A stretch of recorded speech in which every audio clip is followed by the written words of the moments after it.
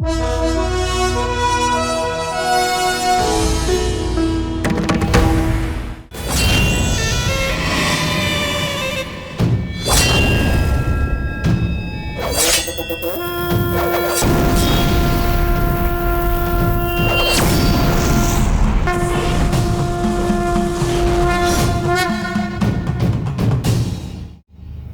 काल से ही भारत की पुण्य भूमि होम हवन जप तप दान धर्म की वजह से धर्म भूमि के नाम से प्रख्यात है। आदिकाल से वीर पुरुष अपार ज्ञान के साथ इस पुण्य भूमि पर जन्म लेकर भारत देश का नाम गौरवान्वित करते रहे हैं। हिंदू धर्म के धार्मिक कथा का प्रतीक त्रिमूर्ति हमारे आत्मविश्वास की कमी के कारण बाहरी लोगों के हाथों कई बार खंडित हुआ है और लोगों की भावनाओं को चोट पहुंचाया है। पूरे विश्व में ज्ञान का प्रकाश फैलाने वाले नालंदा विश्वविद्यालय को जब बाहरी लोगों ने आग के हवाले किया, तब निरंतर 3 माह तक संग्रहालय में रखे ज्ञान के ग्रंथ शोलों में चलते रहे, फिर भी ये मूर्ति नष्ट नहीं हुई। 11वीं शताब्दी में आदिशक्ति का एक अंश गांव के मध्य क्षेत्र में प्राण प्रतिष्ठा के लिए मैसूर शिवालय में लाया गया। जब बाहरी लोगों ने आक्रमण किया तो भगवान के पुजारी शिवम राज 100 जनों पर अकेले भारी पड़े और राजा विक्रम की तरह युद्ध करके पुण्य स्थल पर हमला करने वाले दुश्मनों को धूल चटा दिया। उस समय के राजा जगदेव राव महाराज जी ने धर्म की रक्षा हेतु उस वीर पुरुष के नाम को अमर करने का निश्चय किया।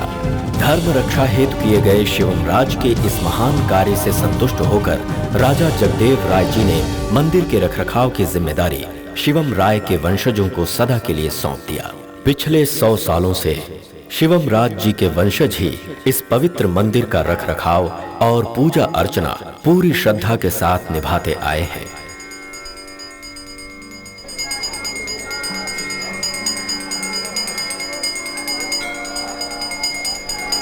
बाजू हटो पांडे भैया की जय, पांडे भैया की जय, पांडे भैया की जय, पांडे भैया की जय। नमस्ते। मंत्री पांडे जी की जय। चुप हो जाओ। भगवान के घर में आकर तुम लोग किसी और की जय जयकार कर रहे हो, बुद्धि भ्रष्ट है। ये हमारे मिनिस्टर साहब हैं। तो उससे क्या फर्क पड़ता है, पंक्ति में खड़ा करवाओ। मेरी इस तरह बेइज्जती करने के लिए यहाँ लेकर आए? मंत्री जी माफ कर दो, गलती हो गई। पंडित, ऐसे मंदिर और तेरे जैसे सैकड़ों पुजारियों को देखा मैंने। मैं जहाँ भी जाता हूँ वहाँ पर मंगल आरती का टाइम बदल जाता है और मैं जहाँ नहीं पहुँच पाता वहाँ से टोकरी भर के प्रसाद मेरे घर पहुँच जाता है। पंडित जी, आप क्यों इस तरह की कठोर बातें कर रहे हैं?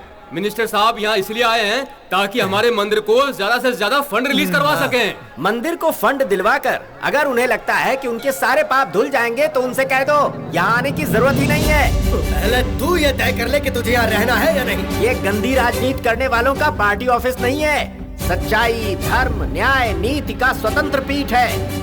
इस पीठ से ही हमारी इज्जत बरकरार है। हम इस पीठ की शान को बरकरार रखने के लिए किसी भी हद तक जा सकते हैं। जब भी हम अपनी योग्यता खो देते हैं तो ये पीठ नीचे उतार देता है। पंडित, मैं वो मंत्री हूँ जिसके पास 28 MLA का सपोर्ट है। मेरी बात नहीं मानने से सीएम की कुर्सी तक हिल जाती है और ऐसे में मैं तुझे छोड़ दूंगा। जब तक ये पंडित इस मंदिर में रहेगा मैं यहाँ कदम नहीं रखूंगा। चलो पंडित जी।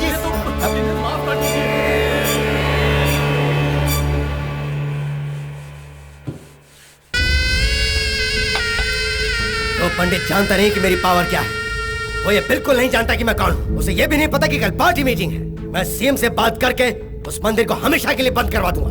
मेरी बेइज्जती करने वाला वो पुजारी, वो परमेश्वर का बच्चा, अगर उसे भिखारी नहीं बनाया तो मेरा नाम भी पांडे नहीं। जी, आप इतनी छोटी सी बात को इतना बड़ा इश्यू क्यों बना रहे हैं? देखो, उस मंदिर का रख रखाव और पूजा पाठ जयदेव राव महाराज के जमाने से ताम्रपत्र में सुनहरे अक्षरों में उनके वंशजों को लिख कर दिया गया है। अपनी बकवास बंद करो। इसी जमाने में किसी ने लिख दिया तो क्या हुआ? आज इस देश में हमारा ही राज है। अरे हमें मानना ही पड़ेगा। देखिए, ये सच है। हमारे देश को आजादी मिलने के बाद उस मंदिर को इंडोमेंटल में शामिल होने से रोक दिया गया। ये एक इतिहास में दर्ज हुआ पुण्य स्थल है। उसकी देखभाल वही करेंगे। इसकी इजाजत उन्होंने कानून से ले ली है। तो तुम लोग क्या चाहते हो? मेरी बेइज्जती करने वाले को छोड़ दूं, उससे बदला नहीं लूं? आपको इसके लिए कौन रोक रहा है? बस सही समय देखकर उस परमेश्वर पुजारी की गर्दन सर सर सर काट कर फेंक दूंगा। तुम क्या करोगे मुझे नहीं पता, लेकिन वो पुजारी दोबारा उस मंदिर में नजर नहीं आना चाहिए। ये मेरा फैसला है। ठीक है, जैसा आप चाहते हैं वैसा ही होगा। आप चिंता ना कीजिए। मिनिस्टर के साथ आपने जो किया वो बिल्कुल सही किया गुरुजी। देखिए, हर एक धर्म के अंदर ऐसे अहंकारी लोग होते ही हैं। पवित्र मंदिर के अंदर प्रवेश लेने से पहले अपने सारे अहंकार को छोड़कर प्रवेश करें तो ही 33 करोड़ देवताओं को अपनी आंखों से देख सकते हैं। बिल्कुल सही गुरुजी। इस वर्ष का उत्सव भी जल्दी ही आने वाला है। जी हाँ, इस बार इस उत्सव का आयोजन बहुत धूमधाम से होना चाहिए। वो क्या है ना कि इस उत्सव में लाखों की संख्या में भक्तजन आने वाले हैं। उन सब के लिए भोज का प्रबंध भी उचित तरीके से होना चाहिए। किसी वस्तु की कमी नहीं होनी चाहिए। ठीक है गुरुजी। ठीक है, अब आप लोग जाइए। शंकरा परमेश्वरा। लीजिए। हाँ, तुम आज आरती में क्यों नहीं आई? आप जब शिव की आराधना करते हैं तब आपको सामने कुछ दिखाई देता है भला? आज एकादशी है, फल दूध कुछ लाऊं आपके लिए? नहीं भाग्यवान, पता नहीं क्यों मन कुछ व्याकुल सा हो रहा है। क्यों जी, ऐसा क्या हुआ? मठाधीश की उपाधि का ये मेरा अंतिम वर्ष है और यही सोचकर मेरा मन अत्यंत व्याकुल हो रहा है भाग्यवान। उसके लिए तू इतनी चिंता क्यों कर रहा है? तेरे बाद तेरा पुत्र शिव प्रसाद है ना। ये याद रख, कब क्या होना है, किसे क्या बनना है, ये सब ऊपर वाला जानता है। आप कहे तो मैं शिव से इस बारे में बात करूं? अब क्या बात करना है उससे? क्या वो मेरी बात सुनकर उसका पालन करेगा? वो सब तो ठीक है, उत्सव में उसे आमंत्रित किया है कि नहीं? वो क्या है ना कि अमेरिका से उसे यात्रा का प्रबंध करके आना होगा। पिताजी, उसने बताया था मार्स प्लेनेट में सैटेलाइट लॉन्च करने का डेट नजदीक आ रहा है। अब 2 हफ्ते से फोन भी नहीं आया। मैं फोन करके देखता हूँ। अच्छा बताओ, तुमने शिवम को भी कहा है कि नहीं? हाँ, जब देखो तब एक्सपोर्ट का बहाना देकर ये देश वो देश भटकता रहता है। वो क्या एक्सपोर्ट करता है ये भगवान ही जाने। अब किसी एक स्थान में रहने वाले की स्थिर पहचान रहती है। अब उसे हम फोन करें भी तो कहाँ? यहाँ वहाँ बवंडर की तरह घूमता रहता है वो। बिल्कुल, बहती नदी, तेज वायु, घूमती हुई भूमि, फैलती हुई आग, कभी भी एक ही स्थान पर नहीं रुकता है। वैसा ही है ये शिवम, सदा यात्रा करने वाला काल भैरव।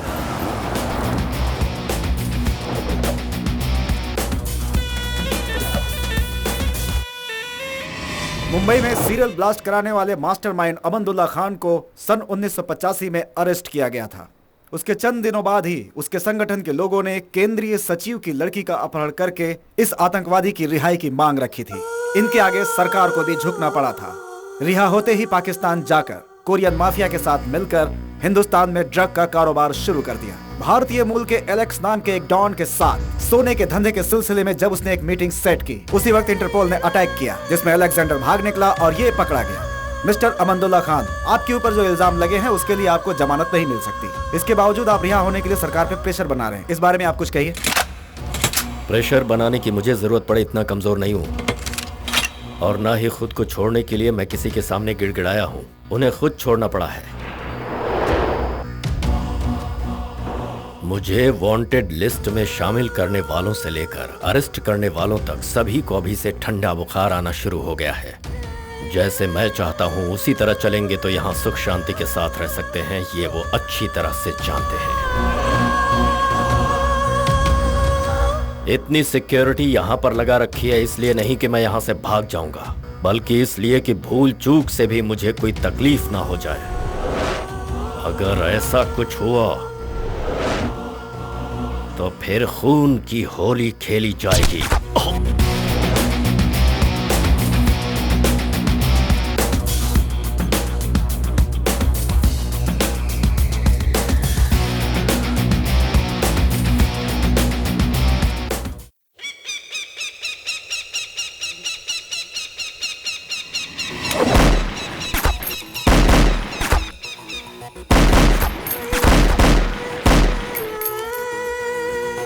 डबल गेम खेलकर चंद प्यादों को क्या मार दिया, ये मत समझना कि गेम इज ओवर। वो बाहर जरूर आएगा।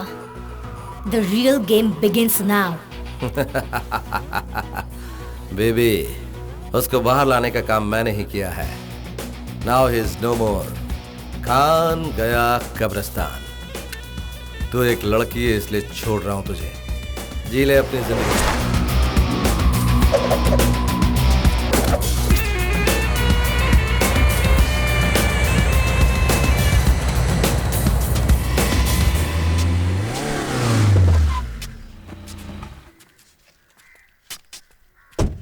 अरे अरे रुको। अब क्या हुआ? तुम लोग अपने माथे से विभूति चंदन सब पहुंच लो। लेकिन क्यों? वो पक्का नास्तिक की औलाद है। माथे पर विभूति या टीका देख लेगा तो चमड़े के साथ खरोच कर निकाल लेगा। ऐसा है क्या? हाँ।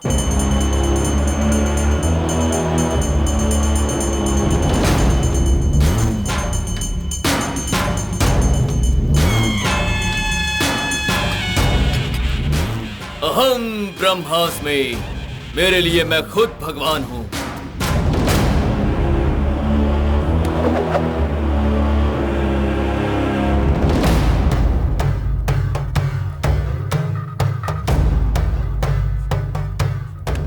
मुझे इस तरह से घूर क्या रहा है?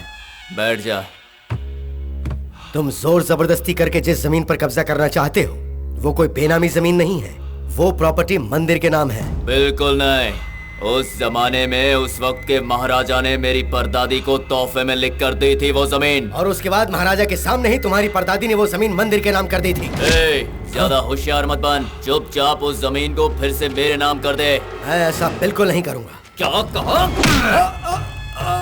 अगर तुझे यहाँ से जिंदा घर लौटना है तो उसका एक ही रास्ता है, सीधे से वो जमीन मेरे हवाले कर दे, वरना अभी खत्म। अभी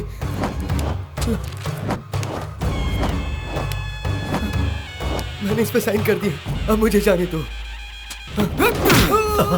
इसकी लाश ले जाकर एक गड्ढे में डाल दो और वहाँ एक नारियल का पेड़ लगा दो। भूतनाथ जी, आपका नाम बिल्कुल सही है। माँ बाप ने सोच समझ कर रखा है। भाई, जब आप उसके सर पर नारियल फोड़ रहे थे तो हमारा दिल धक धक कर रहा था। भाई, आप इस तरह कितने नारियल फोड़ चुके हैं? कितने सर फोड़े उसका हिसाब नहीं है तो नारियल का हिसाब कैसे रखूंगा? लेकिन एक बात जरूर याद रखना, हाल ही में जितने सर फूटेंगे उनमें तुम तीनों के सर शामिल होंगे। मेरी 40 एकड़ की जमीन में जो गौशाला है, कहा था उसे खाली करवाओ। वो काम छोड़कर तुम सब अपनी जेब भरने में लगे हुए हो। अरे रे, ये आप क्या कह रहे हैं? हमारी इतनी जुर्रत? भाई, कुछ दिन और इंतजार कर लो। मंदिर की सारी जमीन जायदाद को अपने हाथ में लेकर हम सबको नीचा दिखाने वाला वो परमेश्वर पुजारी है। लेकिन कुछ ही दिनों में वो उस कुर्सी से उतरने वाला है। देखो, अब मुझसे और इंतजार नहीं होता। क्या है ना, मैं नारियल फोड़ने के लिए बहुत उतावला रहता हूँ। आपको फिक्र करने की कोई जरूरत नहीं है। सारी जिम्मेदारी हम तीनों पर छोड़कर आप बेफिक्र होकर निश्चिंत हो जाइए। हम लोग सब संभाल लेंगे। चलो चलो बच्चे। गुरुजी, आपका संगीत सुनकर तो तालाब की मछलियाँ भी ऊपर आकर अपना नृत्य दिखा रही हैं। सभी विद्वानों के पास एक ही गुण होता है, लेकिन आप गुरुजी हर किसी की आवाज में कैसे गा लेते हैं? आप बहुत टैलेंटेड हैं। ये बात पूरा संसार जानता है। मुद्दे की बात करो। गुरुजी, आज आपको ढूंढते हुए एक बड़ा आदमी आया था। कौन था? उनकी लड़की की शादी में वो आपसे संगीत सम्मेलन करवाना चाहता है। तो कर देंगे। मेरी आपसे एक रिक्वेस्ट है। आपने इससे पहले एक शादी में गाना गाया था ना, शोक संगीत। यहाँ कौन किसका है, बेरहम दुनिया है। इमोशनल गाने मत गाना वहाँ पर। उससे तुझे क्या प्रॉब्लम है? मुझे कोई प्रॉब्लम नहीं है। ब्याह रचाकर घर संसार बसाने वाला लड़का आपका गाना सुनकर 1 महीने के अंदर ही अपनी पत्नी को छोड़कर जंगल में चला गया। वही तो, मेरे संगीत में पावर है। पावर संगीत में नहीं, आपके पेट में है। भूल गया?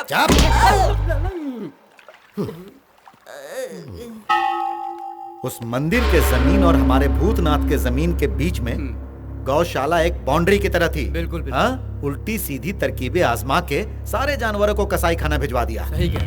चल चल, अंदर ले चल। चल, क्या कर रहा है? चल, ले चल। आदाब भोलेनाथ।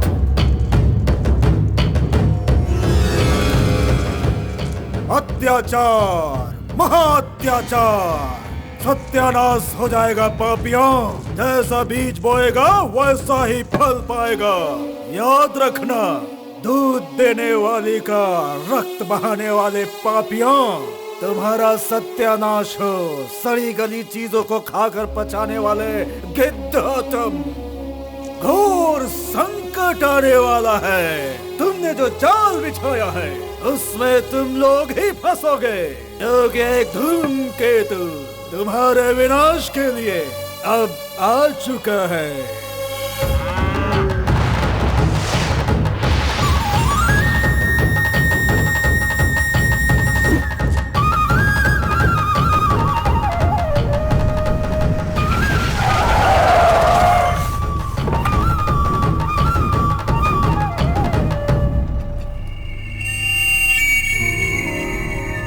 क्या है बे? बीच सड़क पर बाइक खड़ी कर रखी है, उड़ा कर निकल जाऊं क्या? वो क्या है ना सर, आप जो जानवर ले जा रहे हैं ना उनमें मेरा भी एक बछड़ा है, छोटा सा। अगर आप उसे मुझे दे दे तो। उसे तुझे दे दूं? रोकड़ा देकर खरीदा मैंने। मेरी बात को समझिए सर। सर बात कुछ यूं है कि अगर आपने उसे गंजा भी कर दिया तो भी आपके सर जितने बाल भी नहीं मिलेंगे आपको। सर सच कह रहा हूँ, प्लीज सर। सर वो बच रहा है sir, please sir. Sir please मेरी बात मान जाइए सर। सर क्या कर रहा है? प्लीज सर मान जाइए, प्लीज सर। चल दूर है, 1 मिनट रुक जा। हाँ सर।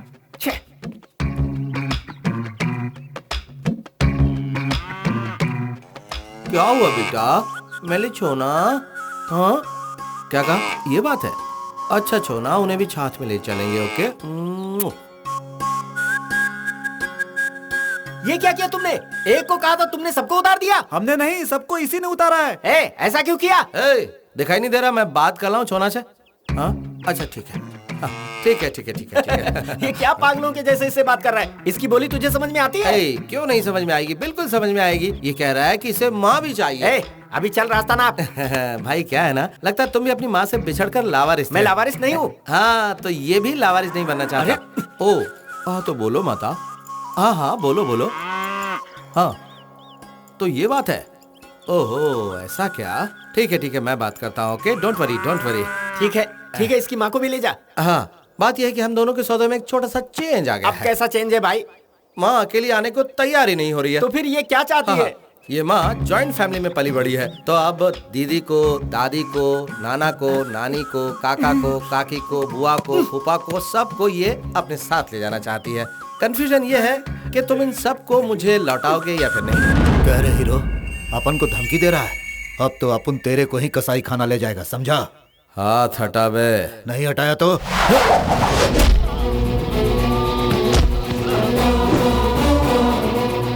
भाई क्यों बुला रहा है? वो मरकर जहन्नुम पहुंच गया है। तू भी जाएगा क्या उसके पास?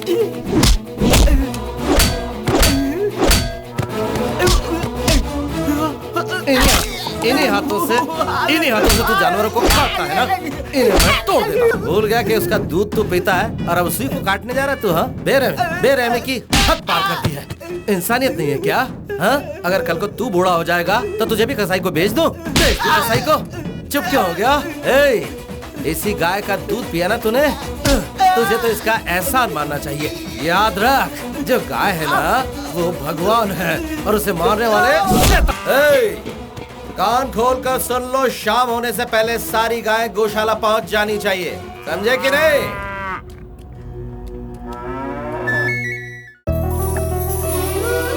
दीपक राग से दीप जल उठी, मेघ मल्हार से वर्षा हो उठी। ये क्या है गुरुजी? आपका संगीत सुनकर लड़की ही प्रकट हो गई। यही तो स्वर सम्राट का कमाल है। गुरुजी नारी कसाई बन गई।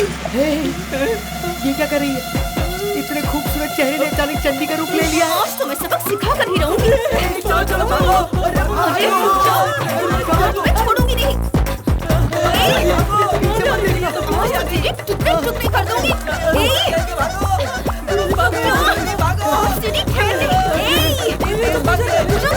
मैं कह रही हूँ रुक जा।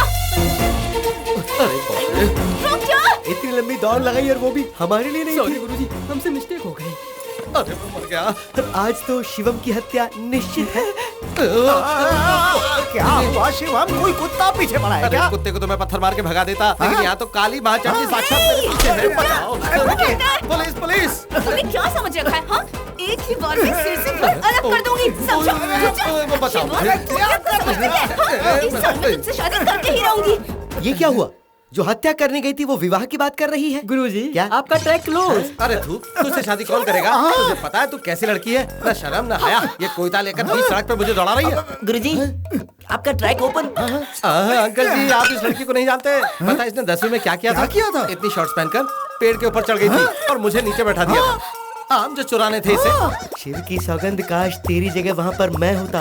पर चाहे जो भी हो, मैं शादी तुझसे ही करूंगी। सिर्फ कट जाए या जान चली जाए, तुझे मुझसे कोई नहीं बचा सकता। तू मेरा भले सर कलम कर दे, मैं तुझसे शादी नहीं करूंगा। बिल्कुल सही कहा, किसी भी कीमत पे इसे शादी मत करना, अपनी जुबान पे कायम रहना। थैंक यू, आप इसे संभालो। क्या पापा, आप आप हमेशा उसी की तरफदारी करते हैं। अरे तेरी किस्मत अच्छी है, वो खुद शादी से इनकार कर रहा था, आज आया है, कल चला जाएगा, 6 महीने तक नहीं दिखेगा। वो कहाँ क्या करता है किसी को कुछ नहीं पता। ये लड़का तेरे लायक नहीं है, एक अच्छे लड़के से तेरी शादी करवाऊंगा, उसे भूल जा तू। शिवम के साथ इसकी शादी नहीं होगी। अब आपकी लाइन के लिए ऐसा क्या? तो फिर मैं बजाना शुरू करता हूँ। क्या? हारमोनियम। तुम लोग हमेशा सिर्फ डबल मीनिंग ही समझते हो। गुरु गुरु गुरु गुरु, जरा रुको गुरु। ओ श्री कुमार, कैसे हो? टोपी पहनाने का बिजनेस कैसे चल रहा है? चुप हो जाओ गुरु, पुरानी बातों को तुमने अब तक अपने पेट में पचाया नहीं। ठीक है यार, अच्छा बताओ क्या काम है? ज्यादा कुछ नहीं, बस तुमसे एक छोटी सी हेल्प चाहिए थी। ओ मुझसे? बोलो क्या? तुमने तो उस लड़की को ना कह के छोड़ दिया है, तो मैं सोच रहा था कि ऐसे मौके पे क्यों ना मैं ही ट्राई कर लूं। अगर तुम कोऑपरेट करोगे तो सोचा कि एंटर द ड्रैगन की तरह मैं उसकी लाइफ में एंट्री कर लूंगा। ठीक है, ओके ओके। लेकिन एक बात याद रखना दोस्त, वो लड़की महा डेंजरस है। ये जो तूने अपना एंटीना खड़ा कर रखा ना, इसे छुपा ले वरना नोच के बाहर निकाल देगी। All the best. जा, मैंने छोड़ दिया उसे। थैंक्स गुरु, टाटा गुरु। ओके, तुम संभालो उसे। दीदी, सुना है शिवम लौट आया है। अच्छा, पता नहीं घर कब आएगा। जानती हो, भूतनाथ के साथ ट्रस्ट के सारे लोग मिलकर हाँ? जानवरों को कसाई खाना भेज रहे थे। हे राम, उसके बाद क्या हुआ? वहाँ हमारा शिवम पहुँच गया और उसने उन सारे जानवरों को बचा लिया। भगवान तुझे बुरी नजरों से बचाए। हमेशा खुश रखे। ये क्या माँ, जब भी आता हूँ तुम आरती उतारती हो। Oh okay okay. इसे ले जाओ। जाओ जाओ, जल्दी नहा कर आओ, मैं तुम्हारे लिए खाना परोसती हूँ। खाने में तुमने हलवा पूरी तो बनाया ना? मुझे पता है तुम्हारी मनपसंद चीज क्या है, मैंने सब वाह बनाया वाह है। वाह वाह, इन हाथों से बनाया हलवा पूरी खाए मुझे अरसा हो गया। मैं 5 मिनट में आता हूँ, ठीक है? जा। कैसे हो भाई? Hello, hi. Hi Pawan, how are you? Hi चाचू। ये लो, इसे खोलो और जो तुम्हें चाहिए वो ले लो, ठीक है? Thank you. क्या बात है, मुझसे पहले ही यहाँ पहुँच गए? बस परसों इसका एग्जाम खत्म हुआ और पापा ने कहा कि उत्सव आ रहा है तो आप लोग आ जाइए, तो हम जल्दी आ गए। गुड। तू लास्ट मंथ अमेरिका आने वाला था, तो आया था या नहीं? कुछ पता ही नहीं चला। आया था लेकिन तुरंत लौट आया, तुमसे मिल नहीं पाया, सॉरी भैया। ये पहली बार नहीं है कि तू ऐसा कर रहा है। बेटा, हाय गॉडफादर, हाउ आर यू? दद्दू। अरे बेटा, मेरा बच्चा शिवम। कैसे हो दद्दू? अरे मैं तो ठीक हूँ, लेकिन तू ये बता कि तू सुबह आने वाला था तो इतनी देर क्यों हो गई? अब क्या कहूँ दद्दू, वो जो लड़की है ना, वो तो साक्षात काली का अवतार है। इतना बड़ा कोयता लेकर बिंदास होकर मेरी जान लेना चाहती थी वो। अरे बाप रे। ये क्या बेटा, तुम उसकी बुराई कर रहे हो? तुम तो उसकी जान हो। क्या कहा? जान हूँ? नहीं भागता तो बीच बाजार में मुझे टपका देती। हाँ, वो तो अंकल आगे तो मैं बच गया। अब ऐसी लड़की से कोई शादी करेगा क्या? मुझे अपनी जान प्यारी है। मतलब तुम्हें मंजूर नहीं है? करेक्ट। तो फिर ठीक है, ये बात याद रखना, चाहे जो भी हालात हो, जो बात तुमने आज कही है कल उस बात से मुकर मत जाना। हाँ, ये क्या? अरे दद्दू, ये तो ऐसे बोल गई जैसे इन्होंने पहले से सब रिकॉर्ड करके रखा हो। देखो, जो रिकॉर्ड होता है उसे हम डिलीट कर सकते हैं, लेकिन अपनी बेटी को तुम्हें नहीं देना है, ये बात उसके पिता ने मन में ठान ली है। क्यों? ऐसा क्यों? उनके होने वाले दामाद का गवर्नमेंट ऑफिसर होना बहुत जरूरी है, ये उसके पिता की शर्त है। तुम विदेश जाने का ख्याल छोड़कर यही रहकर कोई अच्छी सी नौकरी कर लोगे तो मैं किसी तरह उसके पिता को मना लूंगी।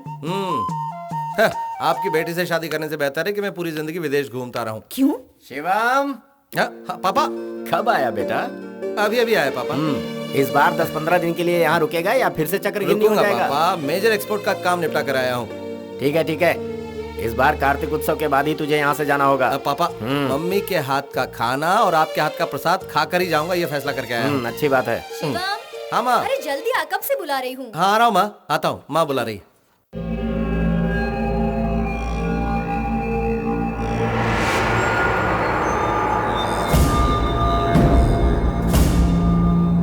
हमारे लिए क्या आदेश है? बताते हैं। मेडिकल रिपोर्ट तो आ गई, लेकिन अभी एक खास आदमी का आना बाकी है।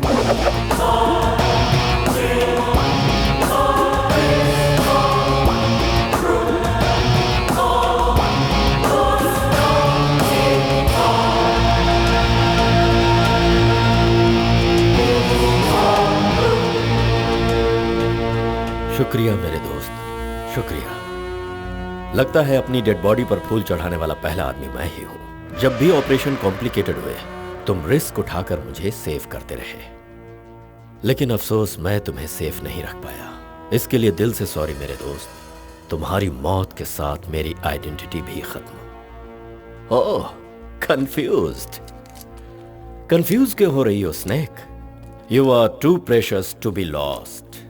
तुम्हारी मुलाकात हमेशा मुझसे ही होती थी, ये तो बस मेरा एक मुहावरा था। मेरा दुश्मन एलेक्स मुझे नीचे गिराने के लिए कैसे कैसे प्लान बना रहा था मुझे पहले से पता है, लेकिन उसका फाइनल टारगेट क्या है ये जानने के लिए अपने डुप्लीकेट को उसके साथ मीटिंग के लिए भेजा था। उसने तो मुझे शमशान पहुंचाने का पूरा बंदोबस्त कर रखा था। सत्य, आज तुम जिंदा हो यही बहुत है। कम, लेट्स सेलिब्रेट। किस खुशी में? जो जेल के अंदर बंद था उसे बाहर निकालकर पब्लिक के सामने मारा, इस खुशी में सेलिब्रेट करें, या फिर मेरी आइडेंटिटी हमेशा के लिए खत्म हो गई इस खुशी में? जब तक मैं न चाहूं मेरे डुप्लीकेट की मौत की खबर लीक नहीं होनी चाहिए। मेरा दुश्मन मर गया इस ब्रेकिंग न्यूज के साथ मैं जिंदा हूं ये सनसनीखेज खबर एक साथ आएगी। एलेक्स को अमानुल्लाह खान का रेंज क्या है सिर्फ यही पता है, लेकिन इस खान का रिवेंज कैसा होता है ये अब मैं उसे दिखाऊंगा। देखो बेटी, संगीत में सब कुछ भुलाने की शक्ति है। संगीत सीखने से लड़की की इज्जत बढ़ती है। रिश्ते की बात करते समय लड़के वाले लड़की को गाना आता है कि नहीं ये पूछते हैं, ना बोलने पर नाक कटती है। संगीत सीख लोगी तो विवाह भी हो जाएगा और शिवम को भूल भी जाओगी। चल, मंगनी की बात करने के लिए लड़के और उसके पिता पूरी रस्म के साथ यहाँ पर आ रहे हैं। अबे गधे के बच्चे नमस्ते गुरुजी। नमस्ते शंकर भैया। अंकल जी। अंकल नहीं तो क्या दादा बोलूं? नहीं श्रीमान, हाइट और साइज छोड़ दें तो हमारी और तुम्हारी उम्र लगभग एक ही है। अरे श्रीमान जी, आप कैसी बातें कर रहे हैं? आपकी तो शादी लायक एक जवान पुत्री है और मेरी तो अभी तक शादी भी नहीं हुई है। वाजपेयी जी और अब्दुल कलाम जी भी अभी तक कुंवारे ही हैं। मुझे बात आगे नहीं बढ़ानी है। वैसे आप यहाँ कैसे? आपको रस्म की थाली नहीं दिख रही है क्या? अरे वो तो दिखाई दे रहा है। ऐसे शुभ काम के लिए शुभ मुहूर्त देखकर आना चाहिए था ना। शुभ मुहूर्त देखने का टाइम नहीं था। अब आप जल्दी से हमारी बेटी को संगीत सिखा दीजिए श्रीमान। ये खड़ी रहती है तो बिल्कुल सितार जैसी लगती है और बैठे तो तानपुरे की तरह लगती है। ये लीजिए श्रीमान, गुरु दक्षिणा। अच्छी तरह संगीत सिखाइए। आप फिक्र मत कीजिए, आपकी बेटी को संगीत में पूरी तरह डुबोकर बाहर निकाल दूंगा। अम्मा जी, सिंह जी, शंकर जी, ये सभी लोग मेरी साधना से प्रसन्न होकर मुझे इनाम दे चुके हैं। तो तुम मेरे पास संगीत सीखने का मन बना चुकी हो ना? ये दो गधे पिछले 3 सालों से मुझसे संगीत सीख रहे हैं और 3 सुर तक नहीं सीख पाए। कुछ सिखाएंगे तभी तो सीखेंगे ना। अच्छा, 5-6 साल पहले यही स्टेशन के बाहर नुक्कड़ पर तुम नारियल पानी बेचा करते थे। इतनी जल्दी इतनी कामयाबी कैसे? संगीत की साधना करने के लिए मैं हिमालय पर्वत में जाकर आलाप करते करते करते थक कर मैं वहीं सो गया था। व्हाइट और व्हाइट ड्रेस में फिर सरस्वती हाथ में वीणा लेकर प्रकट हो गई थी। उन्होंने मुझसे पूछा कि बोलो कितना अमाउंट चाहिए तुम्हें बच्चे? गुरुजी, वो एजुकेशन डिपार्टमेंट की है। एजुकेशन देने वाली क्या कैश नहीं दे सकती है गधे? तब मैंने कहा कि मुझे संगीत के अलावा और कुछ नहीं चाहिए। तो उन्होंने लंबी जबान निकाली और बीज मंत्र मेरे मुंह में फूंक दिया था। कवि सम्राट कालिदास की कहानी लग रही है। तुम मेरा मजाक उड़ा रही हो। हाँ, तुमसे अच्छी तरह म्यूजिक सीखकर मैं उसे खुश कर दूंगी। किसको? मेरे शिवम को। तुम उस शिवम को खुश कर सकती हो या मैं तुम्हें खुश करके जीतता हूँ ये तो वक्त ही बताएगा। ये देखो यहाँ अकेला बैठा है, अब मैं अपनी चाल चल देता हूँ। कैसे इंसान हो यार तुम? ऐसे घुरा रहे हो जैसे कोई जानवर घुरा रहा है। इतनी बुरी आवाज भी नहीं थी यार। और नहीं तो क्या, पास आकर घर घर गेंडे की तरह घुरा रहा है। ये 3 पैक का असर है ना। पैक का असर है? क्यों बे, भवानी ने अब तक तेरी मांग नहीं भरी क्या? वो तो किसी भी दिन भरवा लूं, लेकिन उसके बाप के दोनों पैर मेरी छाती पे पड़े हैं। क्यों, ऐसा क्या हुआ? कल उस लड़की को देखने कोई लड़का और उसके घर वाले आ रहे हैं भाई। हाँ, लेकिन मैं उसमें क्या कर सकता हूँ? अब तो सब कुछ तुम्हारे ही हाथ में है ना भाई। तो अब तेरी मांग मैं भरूं क्या? मेरी मजाक क्यों उड़ा रहे हो? फटाक से कोई आइडिया दो ना। देखो, मैं और भवानी बहुत अच्छे लवर्स हैं। देखो, दोस्ती के बीच में दरार आ जाएगी। अरे पहले मेरी पूरी बात तो सुन ले। माना हम दोनों लवर्स हैं, लेकिन वो लड़की तुम्हारी होगी। अब तुम कुछ मतलब की बात कर रहे हो? हाँ, अब मेरा आइडिया सुन। तो मेरी और भवानी की गांव के हर दीवार पे तस्वीर बना दे। बस उसे लड़का देखेगा और गुस्सा होकर भाग जाएगा। जा तू ये कर। अगर तस्वीर बनानी ही है तो मेरी और उसकी क्यों ना बनाऊं? तो जा वो कर ले। लड़का आकर देखेगा तो मजाक समझेगा वो और लड़की को शादी करके ले जाएगा। जा जा जा तू कर ले। नहीं गुरु, मैं तुम्हारी ही बनाता हूँ। हे गुरु, मुझे आशीर्वाद दो ना। तेरे एंटीना की कसम, शीघ्र ही तेरा विवाह संपन्न हो तथास्तु। अपनी बच्ची की तारीफ नहीं कर रहा हूँ, वो लाखों में एक है। बड़ों के आगे तो सर नहीं उठाती। डिग्री पास कर चुकी है, बहुत अच्छा गाती है। अरे यही तो है उसके गुरुजी। छोटी उम्र में बूढ़े को इसकी शादी करवाने की जरूरत क्या है? गुरुजी, उसकी शादी की तैयारी कर दो, ये बात आप ही ने कही थी। उसकी शादी मेरे साथ करवा देगा, यही सोचकर मैंने उससे कहा था। गुरुजी, ऐसा कभी हुआ है कि आपका प्लान कभी काम किया हो? हाय, नमस्ते नमस्ते नमस्ते दोस्तों। नमस्ते अंकल जी, नमस्ते टोपी जी। तुम इकलौते यहाँ क्यों आए हो? मम्मी पापा को नहीं भेज सकते थे? अंकल क्या बात कर रहे हैं? आप मेरे इकलौते अंकल हैं, आपकी एक इकलौती बेटी है, इसलिए मैं भी इकलौता ही आ गया। ऐसा लग रहा है कि मैंने आपको कहीं देखा है। गली गली में इनके पोस्टर छपे हैं। करेक्ट। ए पार्वती, बच्ची को लेकर आओ, पता नहीं अब कौन सा बुरा काल आने वाला है।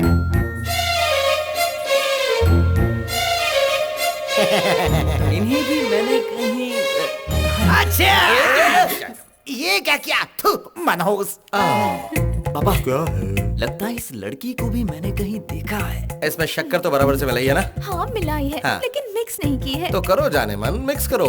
हाँ ए जी, मेरी फिंगर छोटी है। ठीक है, तो लाओ मैं करता हूँ। ओके। ये तुम सबके सामने क्या कर रहे हो? ये अपना मुंह बंद कर, मैं तेरे लिए काम कर रहा हूँ।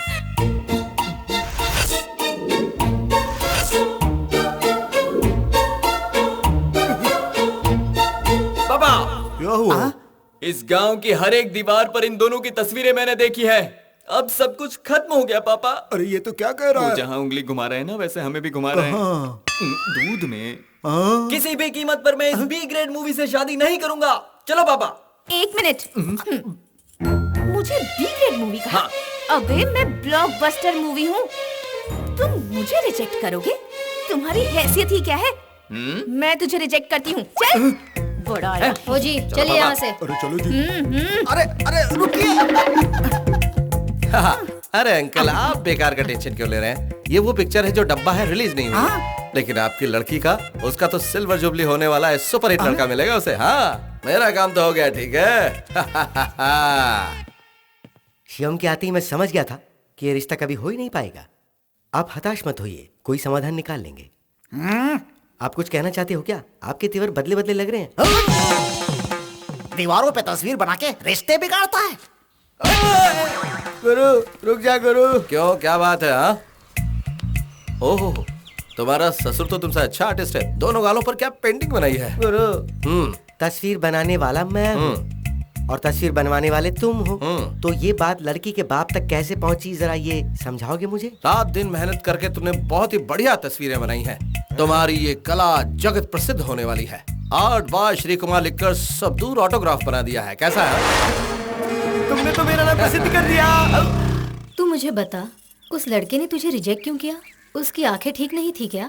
ओहो, उसकी आंखें बिल्कुल ठीक थी, इसीलिए ऐसा किया। क्यों? गांव की दीवारों पर मेरी और शिवम की जो आड़ी तेरी तस्वीरें बनी थी, वो उसने देख ली थी। वो किसने बनाई? और कौन बनाएगा? शिवम ने? हाँ, उसी ने। वो है ना, मुझे बहुत चाहता है, इसीलिए ऐसा किया। लेकिन वो कभी जताता नहीं। आखिर वो अपने प्यार का इजहार मुझसे कब करेगा, पता नहीं। लगता है वो आ गया है। मैं उसका मुंह खुलवाती हूँ, छुप जा तू। ठीक है। माँ, इतनी जोर की भूख लगी है कि पेट में चूहे कबड्डी खेल रहे हैं। ओहो, ये क्या माँ, हॉट वेदर में काली साड़ी पहन रखी है? क्या बात है माँ, आज इतनी सीरियस क्यों लग रही हो? क्योंकि मैं सीरियस हूँ। मैं तुमसे एक बात पूछती हूँ, क्या सच बताओगे? माँ, मैंने अपनी जिंदगी में तुमसे कभी झूठ बोला है तो क्या? फिर ये बता, गांव की दीवारों पर तेरी और भवानी की ऐसी आड़ी टेढ़ी तस्वीरें किसने बनाई? बनाई है उस मोटू श्री कुमार ने और बनवाई है मैंने। क्या? किस लिए? ताकि भवानी की उस लड़के से शादी न हो सके। ऐसा करवाने से तुझे क्या मिलेगा? मुझे भवानी मिलेगी, और क्या माँ? मतलब वो तुझे पसंद है? ये क्या माँ, बेटे से ऐसे सवाल नहीं पूछे जाते। ए, तुझे पसंद है या नहीं? हाँ, पसंद है। हाँ, मुझे कुछ सुनाई नहीं दिया, जरा जोर से बोल। भवानी मुझे बहुत पसंद है। तो फिर गधे, उस बच्ची को तू जानबूझकर क्यों सताता है? देखो माँ, ऐसा है कि अगर मैं उसे चाहता हूँ, ये उसे पता चल गया, तो मेरी शादी से पहले ही तुम 2-3 बच्चों की दादी माँ बन जाओगी।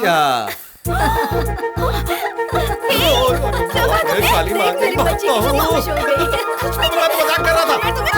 माँ कैसे मजाक कर रहा था? मैं सच बता रहा हूँ, पीछे मत पड़ो यार। तो मेरे तो छोड़ दो बाबा, माफ कर दो। सुनो ना, तुम्हारी कई बातों को सच साबित कर दे क्या? माँ बचाओ। अब मैंने डिसाइड कर लिया है, चाहे जो कर लो, मैं अब तुमसे दूर नहीं होने वाली। अब कहाँ जाओगे मेरे सोना? मैंने अपनी सेफ्टी के लिए अपने डुप्लीकेट को रखा था, लेकिन उसने डुप्लीकेट को मारकर ओरिजिनल को ही डमी बना दिया। कोई भी सिर्फ मेरे फोन कॉल पर भाई का आदमी आ रहा है ये कहकर सारे काम काज छोड़कर मेरा काम पहले करता था, लेकिन आज जब मैं खुद फोन कर रहा हूँ, कोई फोन उठाने को तैयार ही नहीं। किधर है वो एलेक्स? तुम लोग चारों तरफ उसे ढूंढ रहे हो, लेकिन उसकी खबर ही नहीं। देखो, मुझे वो चाहिए मुनीर, उसे मैं नहीं छोड़ूंगा, मुझे वो चाहिए, समझे? ठीक है भाई। याद रखना, वो पाताल में भी छुपा हो तब भी मैं उसे ढूंढ निकालूंगा, नहीं छोड़ूंगा मैं उसे। अब तुम ये गांव छोड़कर बाहर गए ना तो मैं तुम्हें नहीं छोड़ूंगी। जहाँ भी जाओगे वहीं आ जाऊंगी। मैं कहाँ रहता हूँ ये मुझे नहीं पता, तो फिर तुम कहाँ ढूंढती फिरोगी? मैं तुम्हारे बगैर नहीं रह सकती। जल्द से जल्द शादी की ये प्रॉब्लम सॉल्व करो। प्रॉब्लम नंबर 1, मेरे पापा को तुम्हारी सूरत पसंद नहीं है। प्रॉब्लम नंबर 2, ऑलरेडी मेरे लिए लड़का ढूंढ रहे हैं। प्रॉब्लम नंबर 3, वो भोपले का प्रॉब्लम, पुराने खंडर का पिलर। वही ना वो मोटू, वो प्रॉब्लम नहीं, वो तो अच्छी बात है। उस प्रॉब्लम का बनाऊंगा मैं लव ट्रायंगल और कर दूंगा फिनिश।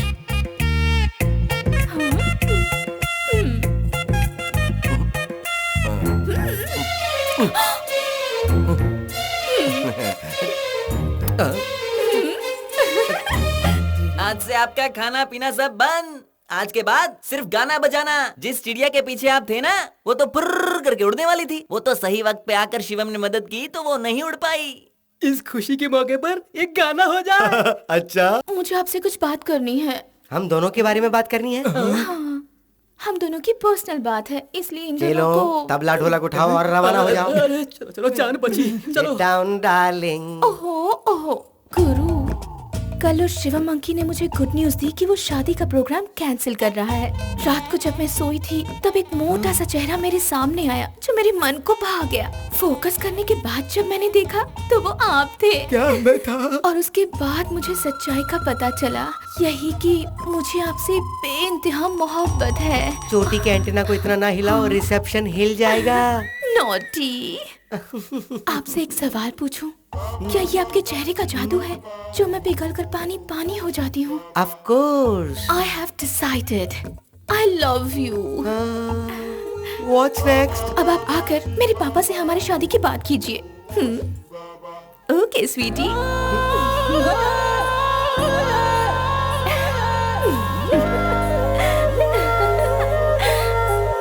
भवानी अब तक घर नहीं आई है, शादी के लायक हो गई है, फिर ये म्यूजिक सीखने की क्या जरूरत? सोचा था संगीत सीख लेगी तो अच्छा लड़का मिल जाएगा, लेकिन वो उसे तो लाज शर्म ही नहीं है तुम्हारी वजह से। ऐसा उसने क्या कर दिया? क्या कर दिया? जब भी कोई आता है गाय की तरह सींग मारने दौड़ती है। मेरे जीते जी पता नहीं उसकी शादी होगी कि नहीं होगी। मरने की बात क्यों करते हो पापा? आपको इतनी जल्दी मरने की कोई जरूरत नहीं, क्योंकि मैं ऑलरेडी अपने लिए लड़का सेलेक्ट कर चुकी हूँ। किसे? उसे शिवम को? छी, उससे शादी कौन करेगा? ना उसका सुर अच्छा है और ना ही वो संगीत जानता है। बिल्कुल सही कहा। अच्छा हुआ तेरे दिमाग से उसका भूत उतर गया। मैं बहुत खुश हूँ। वो लड़का कौन है बोल? अपने म्यूजिक टैलेंट से सबके दिलों का टेनेंट बना हुआ वही मेरा फेमस म्यूजिक गुरु श्री 7 सुरों का मालिक यानी सम्राट मेरा दिल जीत चुके हैं।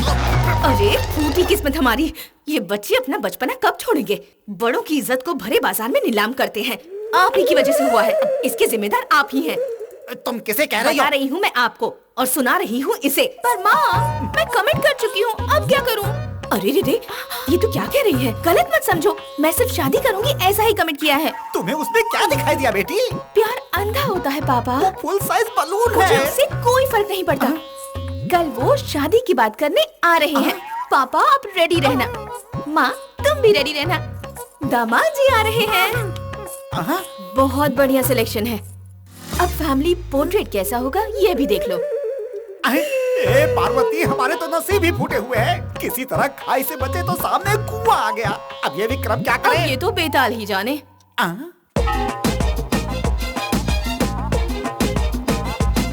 आपने मुझे अपने साथ लाकर यहाँ क्यों बिठाया है पापा? वो मेरे लिए घर में आकर इंतजार कर रहे होंगे। अरे मैं ये नहीं चाहता, इसीलिए यहाँ लेकर आया हूँ। तू चुप बैठ। ओहो, अरे ये अमंगल मंगल आरती के समय यहाँ कैसे आ गया? अरे इसे यहाँ किसने बुलाया? इन्हें यहाँ मैंने बुलाया है पापा। क्या कर दिया तुमने? चलो भागो यहाँ से। पापा रुको ना पापा, एक मिनट। क्या बात है श्रीकांत अंकल, यहाँ कैसे? क्या कहा अंकल? और नहीं तो क्या तुम्हें दादा कहूँ क्या? हेलो, मैं तुम्हारी लड़की का पति, तुम्हारा दामाद। मेरी लड़की का पति नहीं, तुम काला कोयला हो। हाथ दिखाकर बात मत करो। कल इन्हीं हाथों से मेरा पैर धोकर कन्यादान करने के बाद अक्षत डालेंगे मेरे सिर पे। अक्षत मैं तेरे सर पे नहीं डालूंगा, तेरे लाश पे डालूंगा, तुझे जला दूंगा। सुन लो, इन दोनों की शादी हरगिज नहीं होगी। ऐसा करने से पहले तुम्हें मेरी मर्जी जाननी होगी। तुम्हारी मर्जी जानकर क्या करना है मुझे? शादी करने वाली लड़की राजी है, हम दोनों शादी के लायक है, तो फिर सोचना कैसा? क्या कहा? इससे शादी करोगे क्या यार? नहीं नहीं, ये अब तक शादी के बिल्कुल लायक नहीं, जबकि तुम तो शादी की उम्र पार कर चुके हो। सच में देखो भवानी, इसे तो तुम्हारी बेटी। क्या हुआ? छोड़।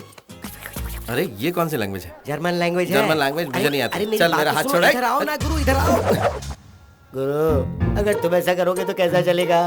वो मेरी अकल, मेरी शक्ल और मेरी पर्सनालिटी पे नहीं मर मिटी है गुरु, वो तो मेरी वॉइस पे मर मिटी है गुरु। वॉइस पर? हाँ। अबे गेंडे, तुझे क्या लगता है कि तेरी वॉइस के बारे में मैं नहीं जानता? ये क्या कर रहे हो? हाँ, ये है ना गीत माला, लोक गीत, भक्ति गीत, वेस्टर्न सॉन्ग, सब कुछ इस वॉइस कंट्रोल म्यूजिक प्लेयर पर भर के रखा।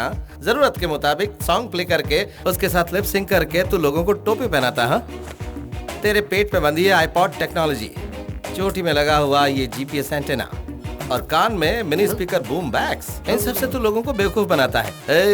अगर ये बात मैंने उसे बता दी तो सोच तेरे साथ क्या होगा। पूरे गांव में दौड़ा दौड़ा कर मारेगी। सोच ले, उसके बाद तेरा धंधा भी चौपट हो जाएगा। भिखारी की तरह तू दर दर की ठोकरें खाता फिरेगा। नहीं गुरु, प्लीज, रोजी रोटी के लिए ये सब कर रहा हूँ, ऐसा मत करना। इस राज को राजी रहने दो ना प्लीज। जिंदगी प्यारी है कि मोहब्बत प्यारी, पहले ये फैसला कर ले। जिंदगी प्यारी है, वैसे मैं थोड़ा रिस्क ले सकता हूँ। तो फिर मैं बता देता हूँ, मुझे क्या। नहीं गुरु, जान है तो ही जहान है। हाँ चलो। वो क्या है ना अंकल जी, ये तो अभी छोटा सा बच्चा है, इसकी उम्र ही क्या है। और संगीत में तो बहुत ही साधना की जरूरत होती है। अगर अभी से इससे शादी हो गई तो फिर इसकी साधना पूरी तरह भंग हो जाएगी। ये ख्याल इसको आया है ना? जरा बता दे। देवी, आज के बाद हम दोनों का रिश्ता गुरु और शिष्य का है। तो फिर मेरे प्यार का क्या होगा? मेरा ये हाल करने वाला ही तुम्हें सही रास्ता दिखाएगा। अंकल जी, तो फिर शादी के इरादे का क्या हुआ? ट्रायंगल पे गेम सक्सेस।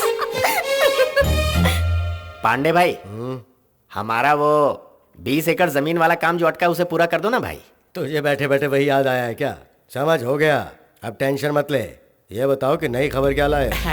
पांडे भैया जी, मंदिर का उत्सव नजदीक आ रहा है। हर साल आपके दिए हुए डोनेशन से ही आसपास के 10 गांवों को बुलाकर पेट भर भोजन का प्रबंध आज तक करते आए हैं। उस मंदिर में फूटी कौड़ी नहीं देने वाला मैं। मुझे मंदिर में आने से मना किया उसने। सैकड़ों लोगों के सामने मेरे दिए डोनेशन को उस पुजारी ने धिक्कारा था। मंत्री जी, ये कार्तिक महीना ही उसके लिए आखिरी साल है। बिल्कुल। इसके बाद वो रिटायर होकर घर के सामान की तरह कोने में पड़ा रहेगा। उसके बाद मंदिर का सारा रखरखाव हमारा ही होगा। सही कहा। देख लीजिएगा। ठीक है, चलो देखते हैं, पर याद रहे कि ये उस परमेश्वर पुजारी का आखिरी उत्सव होना चाहिए। अरे बहू, ये शिवम कहीं दिखाई नहीं दे रहा। कोई जरूरी काम है कहकर कल रात को ही वो विदेश चला गया है बाबूजी। शिबू, मुझे तुमसे एक खास विषय में बात करनी है। बोलिए पापा। वो बात ये है, परंपरागत पीढ़ी दर पीढ़ी सदियों से हमारे हाथों से होते आया है ये प्रधान मठाधीश का कार्य निर्वाह करने का इतिहास। उसके देखभाल और महत्व के बारे में तुम अच्छी तरह से परिचित हो। जी हाँ पापा। मेरे पिता अपने कार्यकाल में इस जिम्मेदारी को पूरी श्रद्धा के साथ निभाते आए थे। उनके बाद मेरा चुनाव हुआ, लेकिन आज 40 वर्षों बाद आने वाले महाभरणी नक्षत्र के मुताबिक आने वाले समय के लिए मैं रिटायर हो रहा हूं। शब्द, स्पर्श, रूप, रस, गंध, इन 5 अंशों को लेकर सत्वगुण, तमोगुण, रजोगुण, इन सभी से कर्म सरणीय भेदानुभवः अंतः आत्मा से प्राप्त होता है। इसलिए बेटा, मेरे बाद ज्येष्ठ पुत्र होने के नाते तुम्हें इस परंपरा को आगे बढ़ाना होगा। ये क्या पापा, आपको नहीं लगता इतना बड़ा फैसला लेने से पहले आपको मुझसे एक बार पूछना चाहिए था? आपका काम जैसे आपके लिए इम्पोर्टेंट है, वैसे ही मेरा काम मेरे लिए इम्पोर्टेंट है। मैं आपका ये कार्य नहीं कर सकता पापा। ये सिर्फ कार्य नहीं है, सेवा है। सदा भगवान की शरण में रहकर सेवा करने का महत्वपूर्ण कार्य है। पापा, मेरी ये नौकरी मुझे महीने में करोड़ों रुपए कमा कर देती है। उसे छोड़कर मैं यहाँ पर पूजा, पुरस्कार, अलंकार, अभिषेक करते हुए, ये तीर्थ मंगल आरती करते हुए छुट्टे पैसे कमाऊं पापा? बकवास बंद कर, बहुत हुआ। पूजा अनुष्ठान के प्रति इतनी गिरी हुई बातें कर रहा है। परमेश्वर, देखो शिबू, तो जो भी काम करता है करोड़ों रुपए की कमाई होती है, लेकिन ये सब सपनों का फल है। लेकिन भगवान की सेवा फल की उम्मीद किए बिना भक्ति भावना से होती है। संकट निवारण करने वाले भगवान की शरण में जो भी आता है उसके प्रति सर्वे जना सुखिनो भवन्तु कहकर अर्चना करने का सौभाग्य तुम्हें अपने आप मिल रहा है बेटा। जो कार्य तुम इस वक्त कर रहे हो वो कोई भी कर सकता है। तेरे जैसा साइंटिस्ट हर एक गांव में, हर एक गली में मिल सकता है, लेकिन गर्भगृह में भगवान को छूकर पूजा अर्चना अलंकार करने का सौभाग्य करोड़ों जन्मों के पुण्य फल के स्वरूप ही मिलता है। ऐसे शुभ अवसर को यदि तुम खो दोगे तो तुमसे बड़ा मूर्ख इस संसार में और कोई हो ही नहीं सकता। पापा प्लीज मुझ पर ज्यादा प्रेशर मत डालिए, चाहे कुछ भी हो जाए मैं अपना फैसला नहीं बदलने वाला। पापा भगवान के लिए ऐसी बातें मत करो शिबू। तुम्हारे ना कहने से तुम्हारा कोई नुकसान नहीं होगा बेटे, परंतु पुरखों से चली आ रही ये पुरानी परंपरा हमारे वंशजों के हाथ से चली जाएगी। तुम भी ऐसी बातें क्यों कर रही हो माँ? आज मैं आपकी बातों में आकर गलत कदम उठा लूंगा तो कल पश्चाताप भी मुझे ही करना पड़ेगा। कैसी पश्चाताप की बातें कर रहा है तू? आज तू, तेरी पढ़ाई, तेरी नौकरी, तेरी तरक्की, यहाँ तक कि 2 वक्त की रोटी भी तू खा रहा है तो वो सब भगवान शिव के आशीर्वाद से ही है। ऐसे शिव की पूजा आराधना करने से तू इनकार कर रहा है? मूर्ख कहीं का। पापा आप जिस शिव पूजा की बात कर रहे हैं उस पूजा को मैं ना करूँ ये भी पुरखों की मर्जी हो सकती है। पुरखों, परंपरा और उत्तराधिकारी के नाम पर आप मेरी बलि चढ़ा रहे हैं। पापा दादा के बोए हुए बरगद के पेड़ पर मैं फांसी पर चढ़ जाऊं क्या? शिबू, जिन 9 ग्रहों की पूजा करने की बात कर रहे हैं उन 9 ग्रहों के साथ मैं अपने लैब में रोज खेलता हूं। पापा भगवान के लिए मुझे बख्श दीजिए। बार बार एक ही बात, ये पूजा, पुरस्कार, धर्म, ये सब आपका काम है। मुझे ये सब नहीं समझ में आता और ना ही मैं करना चाहता हूँ। बेटा शिबू, शिबू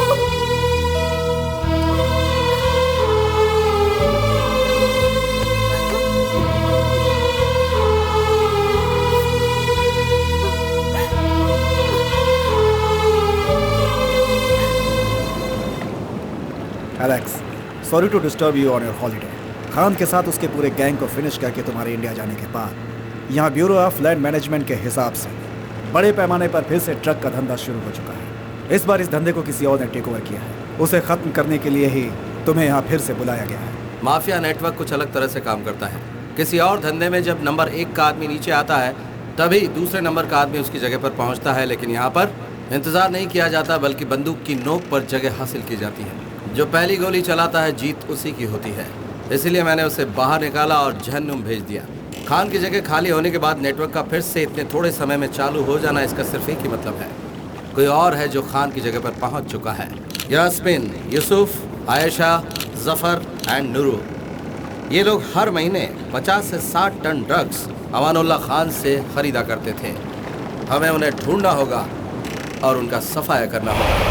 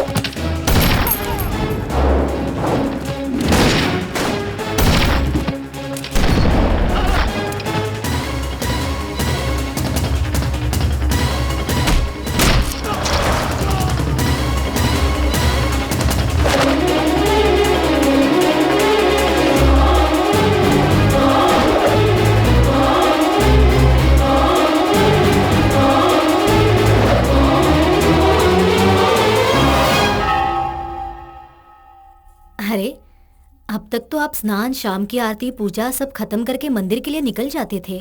आज क्या हुआ जी, आप इतनी देर तक सोए हैं? शिबू ने आपकी बात नहीं मानी, इसलिए आप परेशान मत होइए। आपके बाद शिव का प्रसाद देने वाला कोई नहीं है तो क्या हुआ? शिव अपने भक्तों के लिए खुद ही अपना रास्ता निकालेगा। मैं कब से बोले जा रही हूँ लेकिन आप जवाब ही नहीं दे रहे। क्या हुआ है आपको? ए जी सुनिए, सुनिए, ए जी सुनिए, सुनिए ना। शिबू!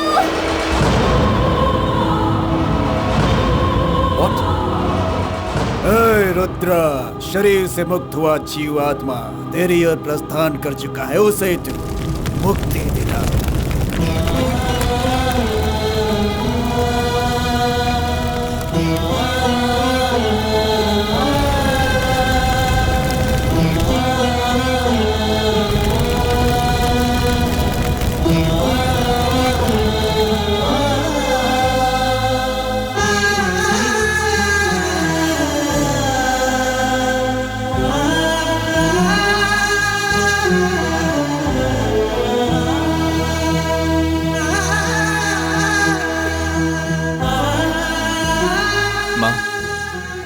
वापस जा रहा हूँ माँ।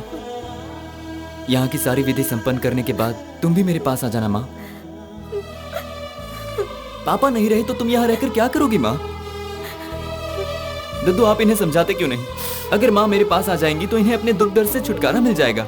हमारी सोच जैसा अगर सब कुछ होता तो दर्द से हर किसी को छुटकारा मिलता, संसार में हर कोई हंसी खुशी के साथ जीवन बिताता। ये सब कुछ छोड़कर तुम्हारे साथ आना हमारे लिए बिल्कुल मुमकिन नहीं। इतने सालों तक यहाँ रहे, हम इस मंदिर और जगह को नहीं छोड़ सकते। यही हमारा अस्तित्व है। तेरे पिता को गुजरे हुए अभी 3 दिन भी नहीं हुए और तू अपने फर्ज को छोड़कर जाने की तैयारी कर रहा है। वहाँ सैटेलाइट लॉन्च होने वाला है दद्दू, मेरा जाना जरूरी है। देखो बेटा, पिता के वचन का पालन करने के लिए वन में गए श्री राम जी जैसा तो तू नहीं बन सकता। माता पिता को कंधे पर ले जाने वाला श्रवण कुमार जैसा महान बेटा भी तो तू नहीं बन सकता। बेहतर है कि तू चला ही जा।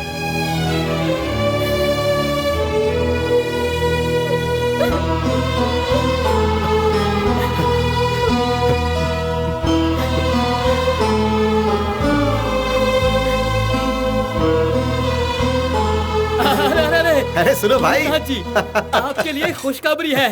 वर्षों से जो आपका दुश्मन बना बैठा था, वो परमेश्वर पुजारी सीधा कैलाश चला गया। इतना ही नहीं, उसके बाद उसका उत्तराधिकारी बेटा ये कहकर विदेश चला गया कि मुझे इस झमेले में नहीं पड़ना है। इतना अच्छा मौका हमें अपने हाथ से जाने नहीं देना चाहिए, छीन लेना चाहिए उसे।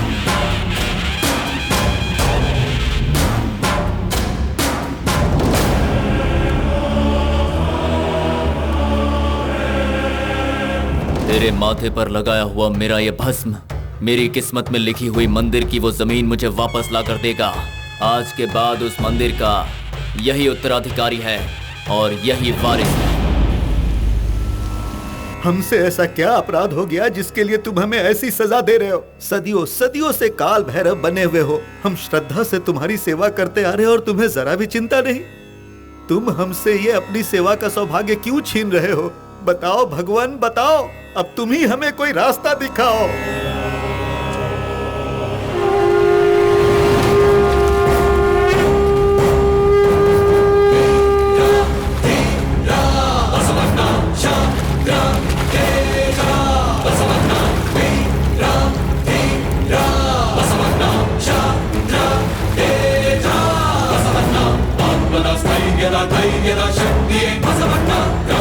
ಶಾಂತಿಯ ಧರ್ಮದ ದೀಕ್ಷೆ ಬಸವಣ್ಣ, ಆತ್ಮನ ಸ್ಥೈರ್ಯದ ಧೈರ್ಯದ ಶಕ್ತಿಯೇ ಬಸವಣ್ಣ.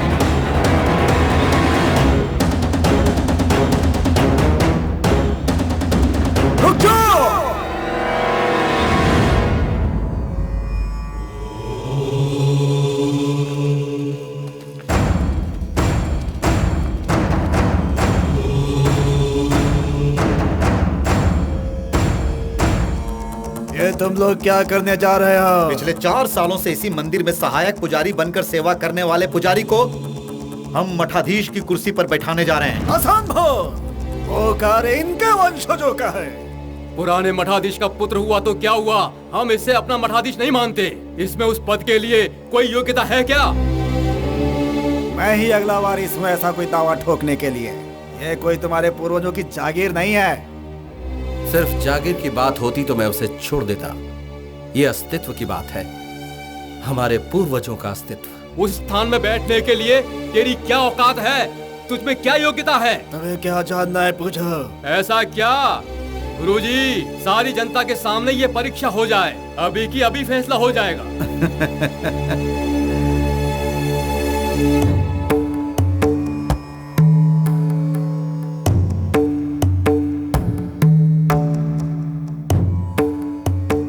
हमारे धर्म में देवालय मतलब एक सशक्त व्यवस्था है। यहाँ सिर्फ विश्वास पर ही सब कुछ नहीं चलता। मुख्य द्वार से लेकर गर्भगृह तक, हमारे कुल देवता से लेकर अंतिम पंक्ति तक, पग पग पर नियम शास्त्र का अंश होता है।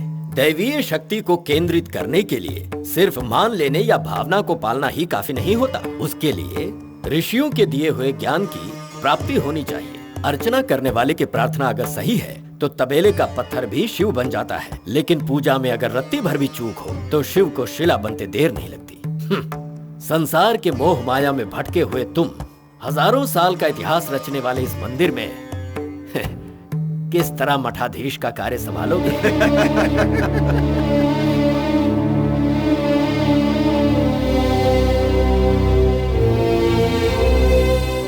मैंने आज तक ऐसा कोई काम नहीं किया जिससे हमारे धर्म को चोट पहुंचे। स्वधर्मे निधनम श्रेया, ऐसा गीता में लिखा है। नित्य अनुष्ठान और पूजा अर्चना में किसी तरह की कोई चूक नहीं होगी, ये वचन मैं देता हूँ। खुशी की बात है, तुम्हें शास्त्रों का ज्ञान ही नहीं है, फिर तुम मठाधीश का कार्य कैसे कर पाओगे? भागवत गीता में श्री कृष्ण ने कहा है, तस्मात् शास्त्रम प्रमाणान्ते वर्तते काम कार्ता हंता। ये 14वें अध्याय में कहा है उन्होंने। शास्त्रों के ज्ञान के बिना मन मुताबिक उसका उच्चारण नहीं करना चाहिए, ऐसा श्री कृष्ण ने कहा है। क्या ये पता है तुम्हें? ये 14वें अध्याय में नहीं बल्कि 16वें अध्याय का 23वां श्लोक है। इच्छा शास्त्र विधि मुत संजय वर्तते काम करतः न ससिति मवापनोति न सुखम न परांगतम कहकर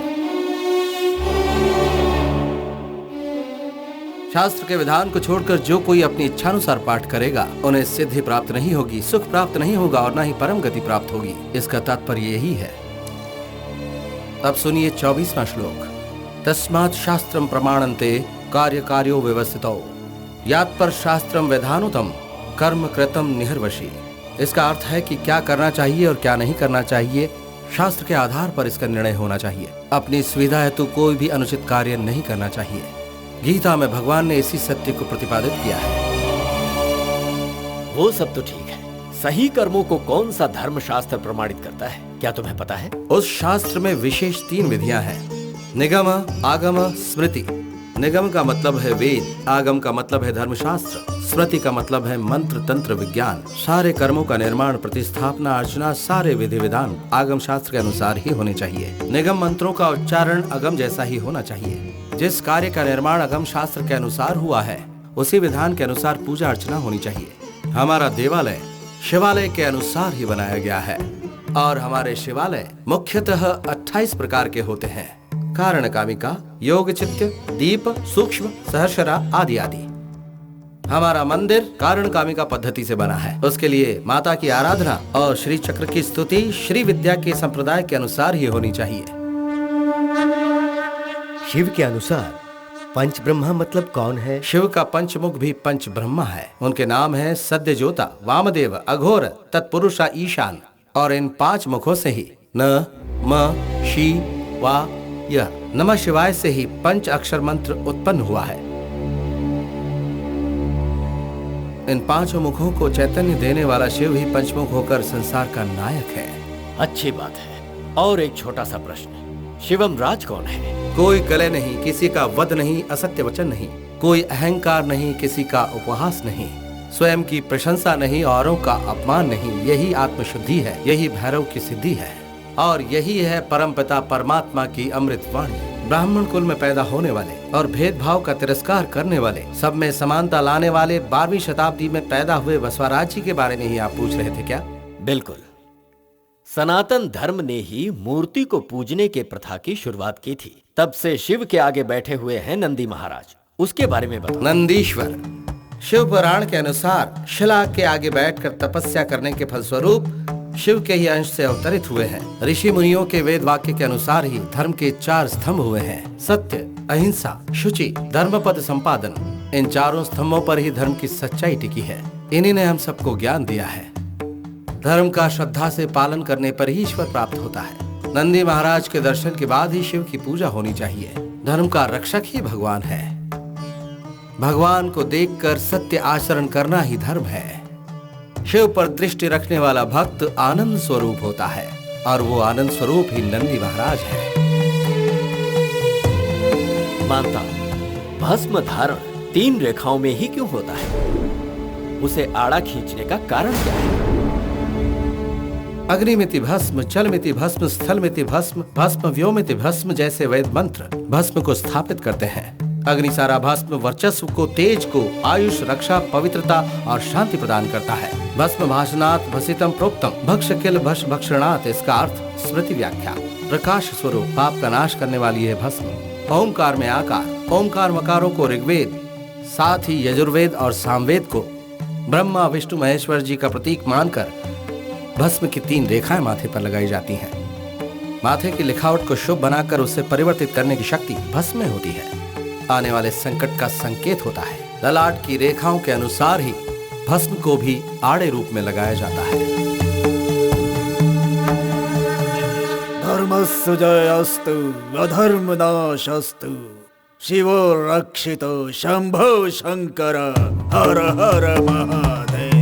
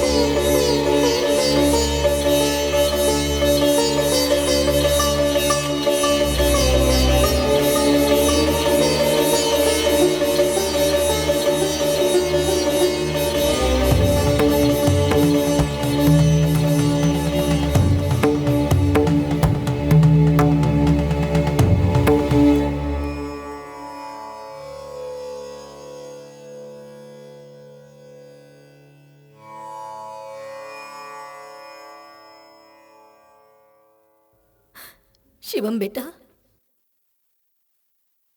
हाँ माँ। मेरा जन्म सार्थक हो गया बेटा।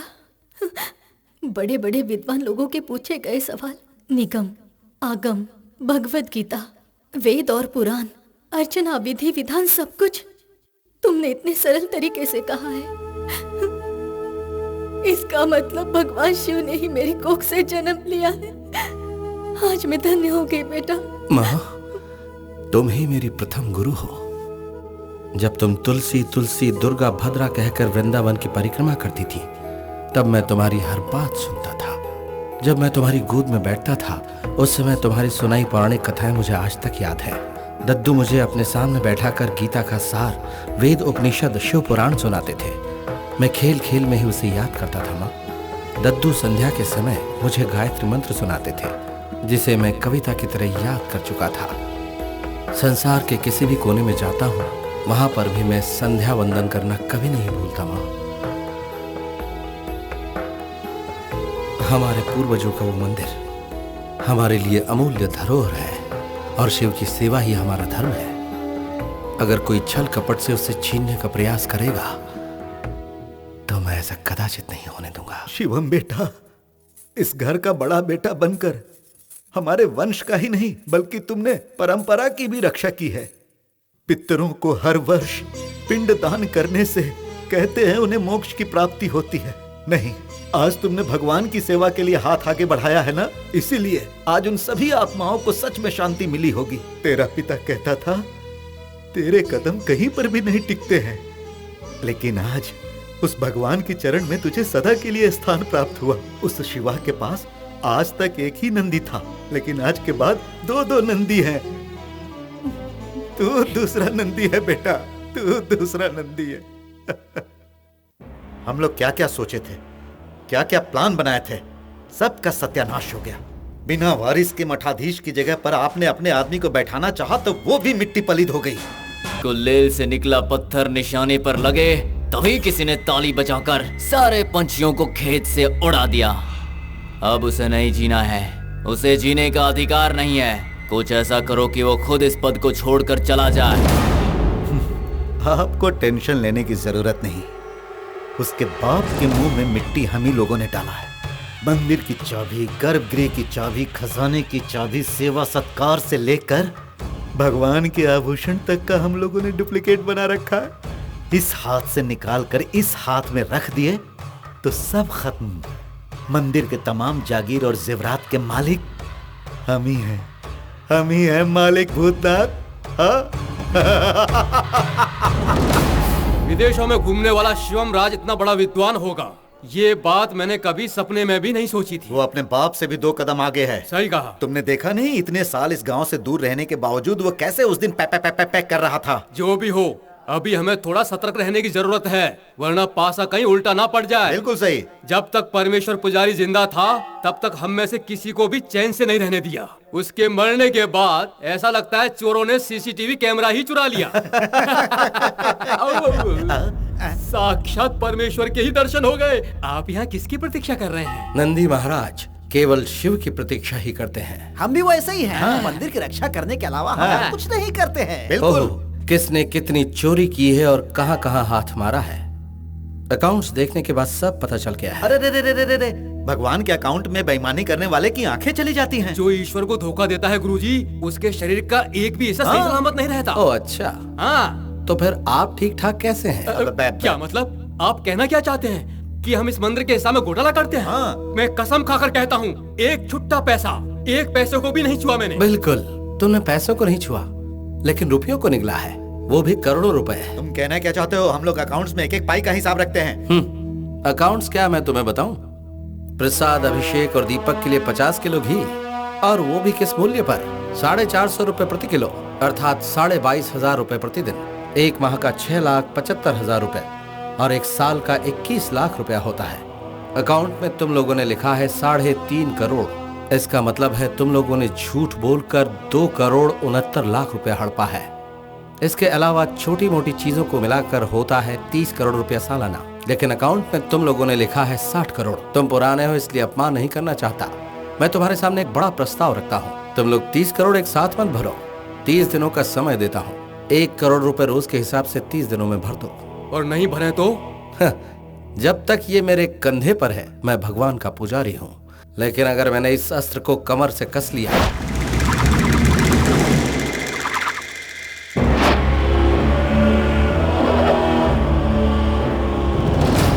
30 करोड़ 30 दिनों में चुका दो, ऐसा हम सबको धमकी देकर गया है वो। खुशियां मनाओ कि अब तक वो सिर्फ अकाउंट की फाइलें देख रहा है। अगर उसने हमारी पुरानी फाइलें खोल दी ना तो हम तीनों जन हर हर हर महादेव के पास पहुंच जाएंगे। अभी अभी तो उसने भगवा कपड़े कंधे पे डाला ही है। पाताल चले जाए तो भी नहीं छोड़ने वाला है वो। हमारी भलाई इसी में है कि हम टाइम पे पैसा लौटा दें। तुम्हारा दिमाग खराब हो गया है क्या? पहले तो शान से कहता था हम इन्वेस्ट करेंगे, उससे हम करोड़ों कमाएंगे, बड़े बड़े कॉम्प्लेक्स बनाएंगे, इसीलिए हमने सारे पैसे इन्वेस्ट कर दिए। नहीं दिए तो वो क्या बिगाड़ लेगा? उसे उसके बाप के पास भेज दिए तो अपने चेले लोगों को खंबा पिलाकर छोड़ दूंगा और चखने के लिए उसे पेश करूंगा। तो मेरे चेले लोग उसकी बस हड्डियों का टुकड़ा छोड़ेंगे। हड्डियों का टुकड़ा ही चाहिए।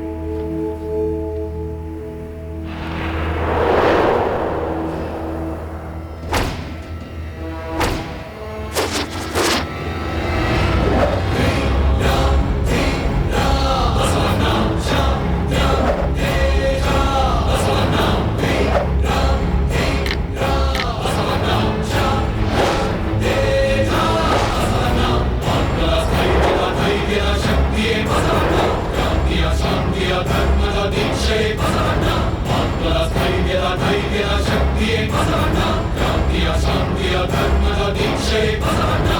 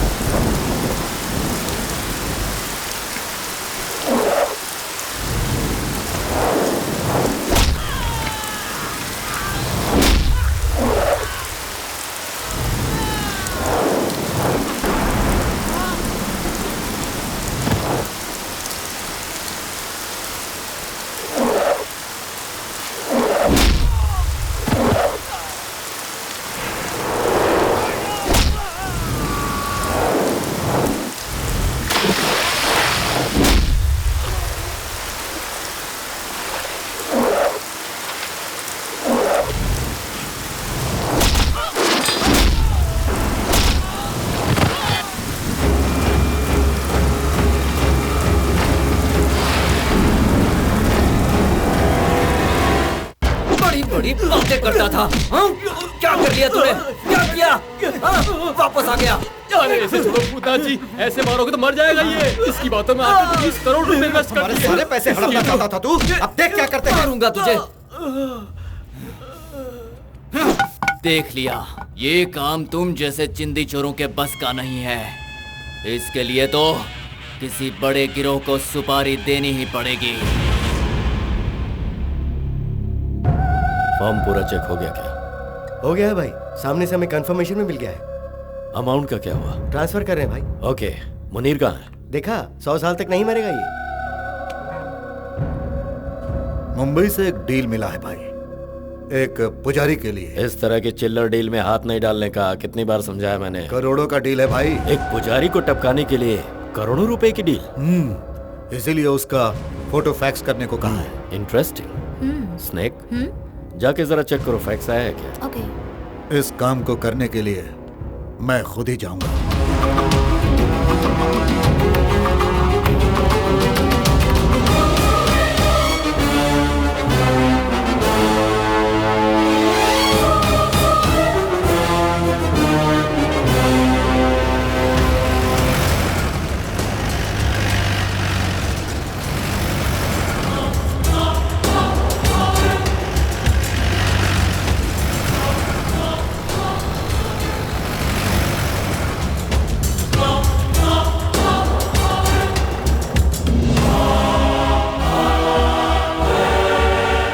पुजारी को मारने के लिए हमारे धंधे में पहली बार करोड़ों की सुपारी मिली है। निशाना चूकना नहीं चाहिए। निशाना सीधे उसके सर पर लगाना। जरा हम भी तो देखें ये करोड़ों की चीज है कौन।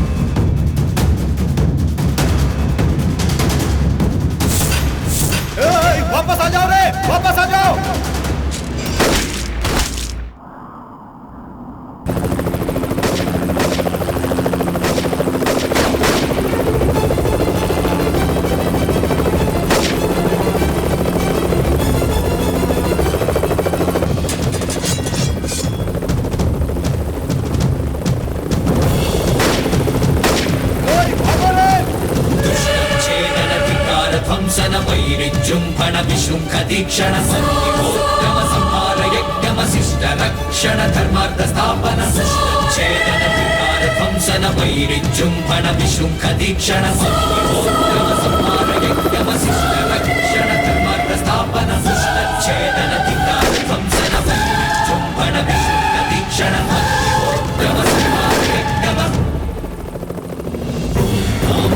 तापसो शिखरधूम ओजसो तेजसो विलयतुम तुम तापसो शिखरधूम ओजसो तेजसो विलयतुम तुम तापसो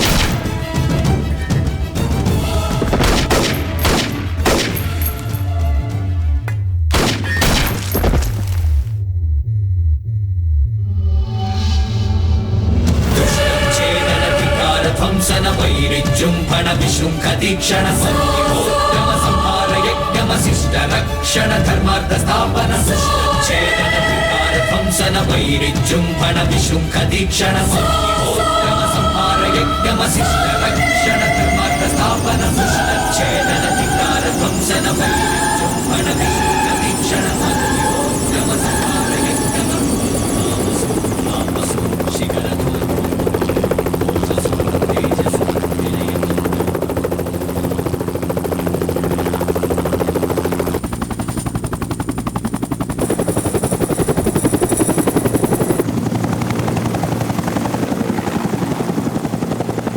विदेश में अपने देश का गाना सुनकर मेरा दिल बाग बाग हो गया।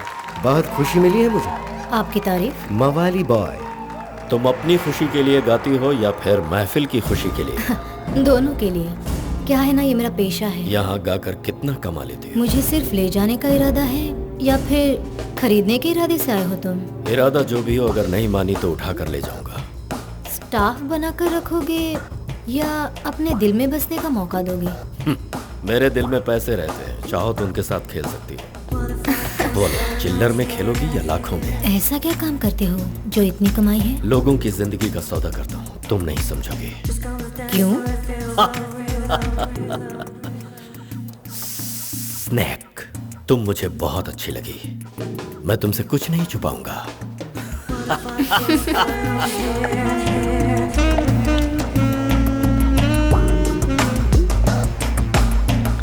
Dance for it feels like real.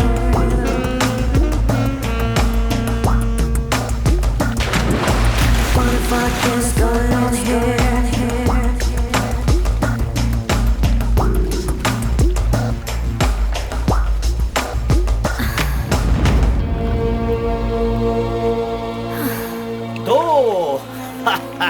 Come on, come on, come on, come on, come on. 4, 4, 4, 4. Yes, 4. अब देखो, बोल्ड होगा, बोल्ड, बोल्ड, बोल्ड। 6 सेंस है? नहीं, फिक्स सेंस है। अब कौन आएगा बताओगी? समीर। नो बेबी, खुशवंत आएगा।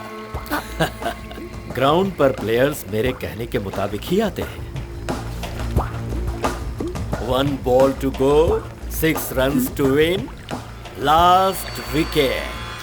Come on, come on, come on, come on. Ball! Wow! Come on, baby. You tell me one thing. इस मैच फिक्सिंग में तुम कितना पैसा कमा लेते हो? मैं गेम फिक्स करता हूँ पैसा कमाने के लिए, पब्लिक को उल्लू बनाने के लिए। उन लोगों के लिए क्रिकेट ही सब कुछ है और मेरे लिए पैसा। टीम जीतती है तो पूरा देश सेलिब्रेट करता है और हार गए तो सभी मुंह लटका लेते हैं। और स्पेशली ये जो इंडियन प्लेयर्स हैं ना, उन लोगों को हार्ड कैश नहीं चाहिए और थ्रेटनिंग कॉल्स भी नहीं चाहिए। उनके होटल के रूम में चीयर गर्ल्स को भेजकर उसका हम फुटेज बनाते हैं और फिर सारे प्लेयर्स हमारे इशारों पर नाचते हैं। मैं हूँ थर्ड अंपायर। तुम्हें इंडियन से इतनी नफरत क्यों है? क्योंकि इंडिया ने ही मेरे सिटीजनशिप को कैंसिल किया है। इसीलिए मेरी ख्वाहिश है कि वहां का हर सिटीजन टेंशन, डिप्रेशन और सेपरेशन की आग में चलता रहे। पूरे देश भर में असली नकली के फर्क ना होने वाले फेक करेंसीज चलने चाहिए। पूरे इंडिया की आर्थिक स्थिति को मुझे छिन्न भिन्न करना है। देश का हर एक इंसान पैसे पैसे के लिए मोहताज बन जाए। Wonderful plan, don't worry. तुम्हारी खातिर, उस देश के खातिर मैं कुछ भी करने के लिए तैयार हूँ।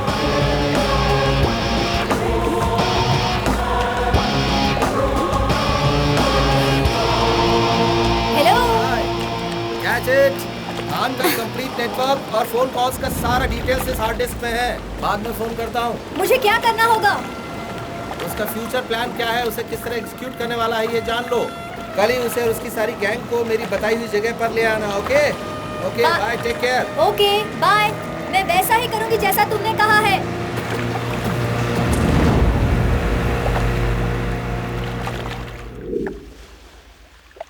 भाई लास्ट मंथ सिर्फ नॉर्थ जोन का ही काम हुआ था। सिर्फ 200 करोड़ की ही रेवेन्यू जनरेट हो पाई है भाई। इतना कम होने के बावजूद इस महीने का कंसाइनमेंट अभी तक नहीं आया है। सैम्यूल, इब्राहिम, शेट्टी, वाहिद, अब तक किसी ने भी कांटेक्ट नहीं किया है भाई। इसकी वजह अंडरवर्ल्ड में अलेक्जेंडर नाम के एक नए बंदे ने एंट्री लिया है। वो कहाँ से आया, पहले क्या करता था, उसकी पहचान क्या है, ये किसी को नहीं पता। वो बहुत बड़ा खिलाड़ी है। जो काम किसी के बस का नहीं उसमें वो बेझिझक हाथ डालता है। First time middle east, south east, western mafia, Italian mafia, सबको उसने खुश रखा हुआ है। टनों के हिसाब से माल सप्लाई कर रहा है, वो भी कम रेट में। शॉर्टकट में लॉन्ग टर्म की प्लानिंग कर रहा है भाई। वो मार्केट को एकदम सस्ता करके हमें हफ्ता देने वालों को भी उसने अपने कब्जे में करने का प्लान बनाया भाई। कल अगर उसका डील ओके हो गया तो भाई हम लोग मुश्किल में आ जाएंगे। अब तक जितने नेटवर्क को तुम एस्टैब्लिश करते आए हो वो उसे अपने कब्जे में ले लेगा। उसे ऐसा मौका मत दो भाई। मैं ही उसे जाकर भून देता हूँ। तुम्हें जाने की जरूरत नहीं। Snake, you are right. हमारा कोई भी आदमी जाएगा तो वो अपना प्लान चेंज कर देगा, इसीलिए तुम्हारा जाना बेटर है।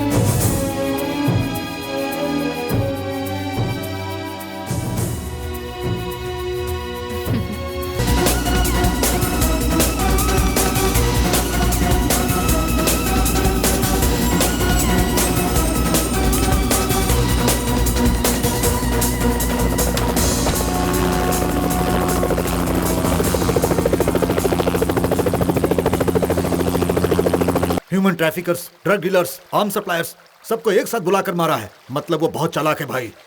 हमारी कंपनी डूब रही है, पूरा नेटवर्क बिगाड़ दिया उसने। आप उसे नेगलेक्ट कर रहे हैं, तभी वो उछल रहा है।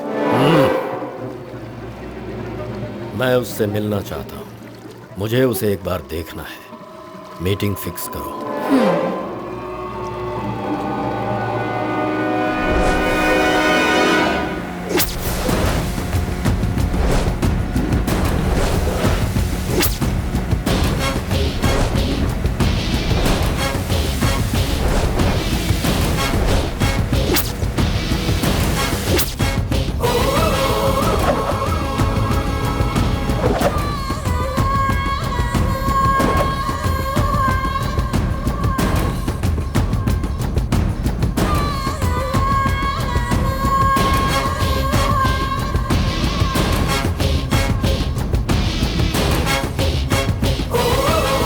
Alex, Alexander.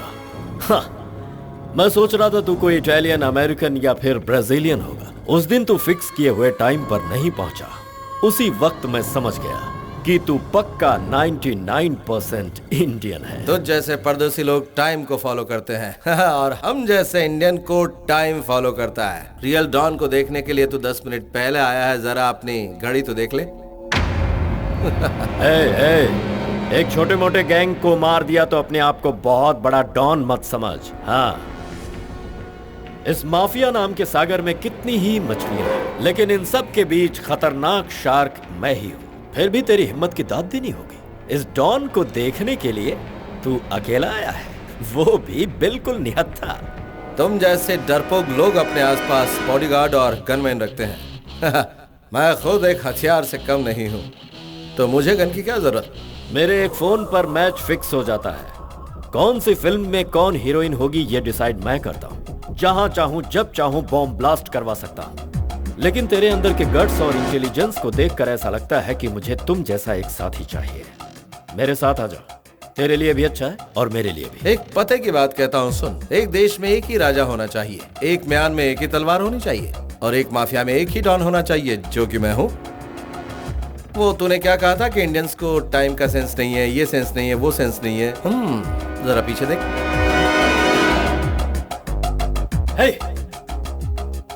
पुलिस! हम दोनों मिलने वाले हैं, ये खबर पुलिस को मिल चुकी थी, तो वो हमसे उलझने आ गई। हम दोनों में से जो बच निकलेगा वही कहलाएगा रियल डॉन।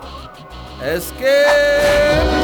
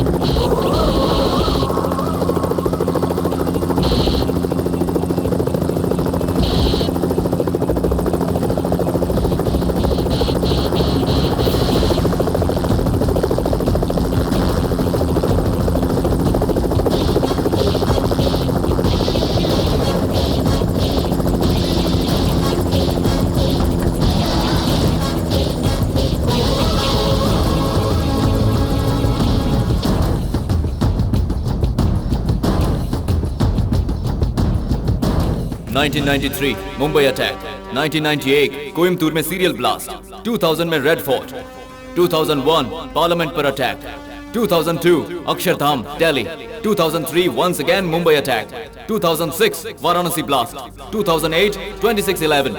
इस तरह से पिछले 25 सालों से हमारे देश पर ही ऐसे अटैक पर अटैक क्यों होते जा रहे हैं? ये सब सिर्फ पिछले 25 सालों से नहीं हो रहा है सर, बल्कि पिछले हजारों सालों से हमारे देश पर आक्रमण होते आ रहे हैं। इब्राहिम लोदी, अलाउद्दीन खिलजी, मोहम्मद गोरी, बाबर, औरंगजेब, चंगेज खान से लेकर आजकल के जमाने में दाऊद इब्राहिम, छोटा शकील, अफजल गुरु, अजमल कसाब, यासिन भटकल, 7वीं शताब्दी से लेकर 21वीं सदी तक हमारे देश पर हमले होते आए हैं सर। पिछले दिनों हमारे देश पर जो हमला हुआ था उसके पीछे अमानुल्लाह खान का हाथ है सर। वो माफिया का खेल खेल रहा है तो हमें भी माफिया का खेल खेलना चाहिए। टेररिज्म का आंसर टेररिज्म ही है। No arrest, no judgement, no VIP treatment, only full and final settlement sir.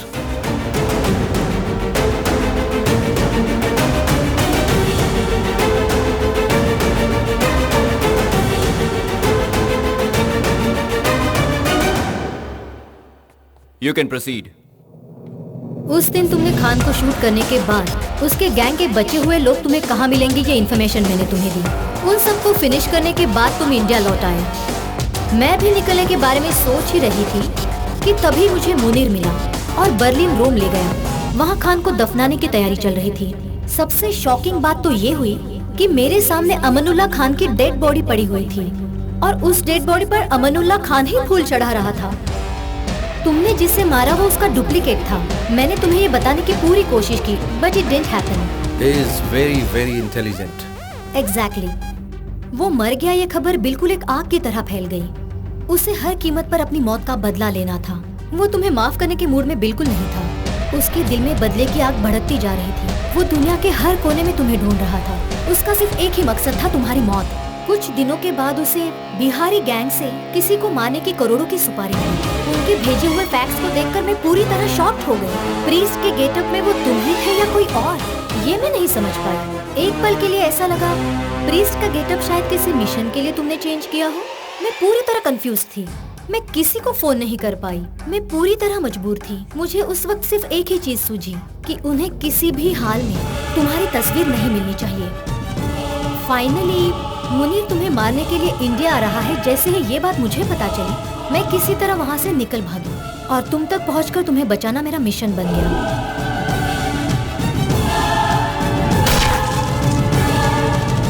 इस इनकम्प्लीट ऑपरेशन को कैसे कंप्लीट करोगे? इसे आपको ही कंटिन्यू करना पड़ेगा सर। ये तुम क्या कह रहे हो? दरअसल बात यह है सर, पिताजी के स्वर्गवास के बाद मंदिर की सारी जिम्मेदारी मेरे कंधों पर आ गई है। लेकिन ये भी तो तुम्हारी जिम्मेदारी है। हाँ बिल्कुल है सर। इस काम का चुनाव मैंने अपनी मर्जी से किया था, लेकिन मंदिर का काम मुझे अपने आप मिला है। सीक्रेट इन्फॉर्मेशन और काउंटर टेरर अटैक में तुम कितने एक्सपर्ट हो ये सब अच्छी तरह से जानते हैं। तुमने गिव अप कर दिया तो इस ऑपरेशन को कंप्लीट कौन करेगा? मैं नहीं हूँ तो क्या हुआ सर। इस काम को पूरा करने के लिए यहाँ पर एक से बढ़कर एक ऑफिसर है, लेकिन वहाँ मेरे सिवा कोई नहीं है सर।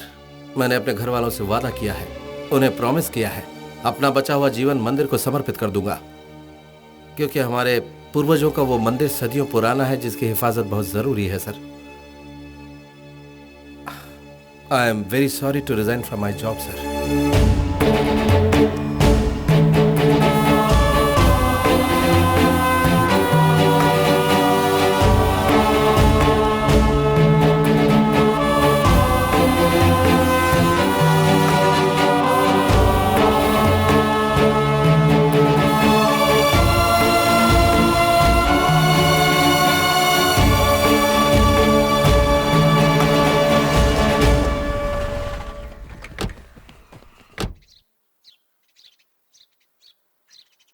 नमस्ते। अरे कैसे हो शर्मा जी? मैं ठीक। घर में सब कुशल मंगल? सभी लोग ठीक हैं। हाँ। आपका पोता रॉ का एजेंट है, ये सुनकर बड़ी खुशी ये लीजिए हुई। बाबूजी। मैडम जी नमस्ते। नमस्ते। आपके पोते के बारे में आपको पहले से पता था? अरे नहीं, लेकिन वो जो भी करता है अच्छा ही करता है। वो घर पे है क्या? मुझे उनसे मिलना था। वो ऊपर है, तुम्हारा इंतजार कर रहा है। जाओ मिल लो। जी ठीक है। सर मुझे आपको कुछ बहुत ही जरूरी बातें बतानी है। हाँ जरूर बताइए सर। आप रिजाइन करके आए हैं, मुझे ये बात पता चली है, लेकिन उसे एक्सेप्ट ना किया जाए। मैंने बड़े अधिकारियों से ऐसा रिक्वेस्ट किया है।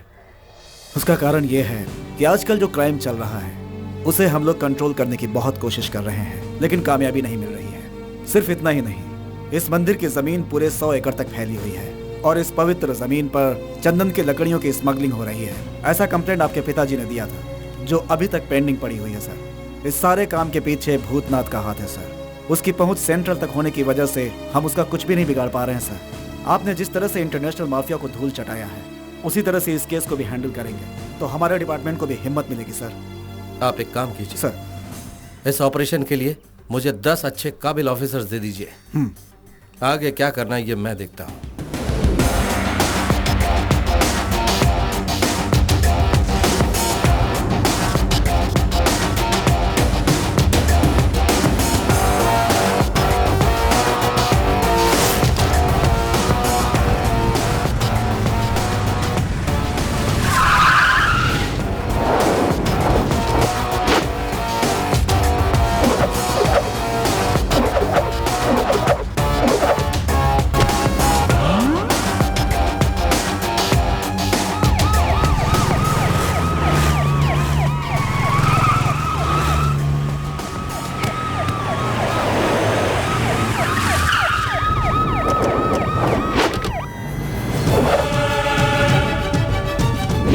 मंदिर पर कब्जा करोगे?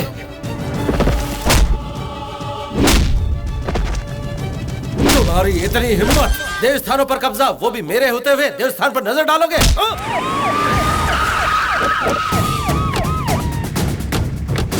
माथे पर भस्म लगाकर इस भूतनाग की चौखट पर आखिर तू पहुंच ही गया। इसके टुकड़े टुकड़े कर दो।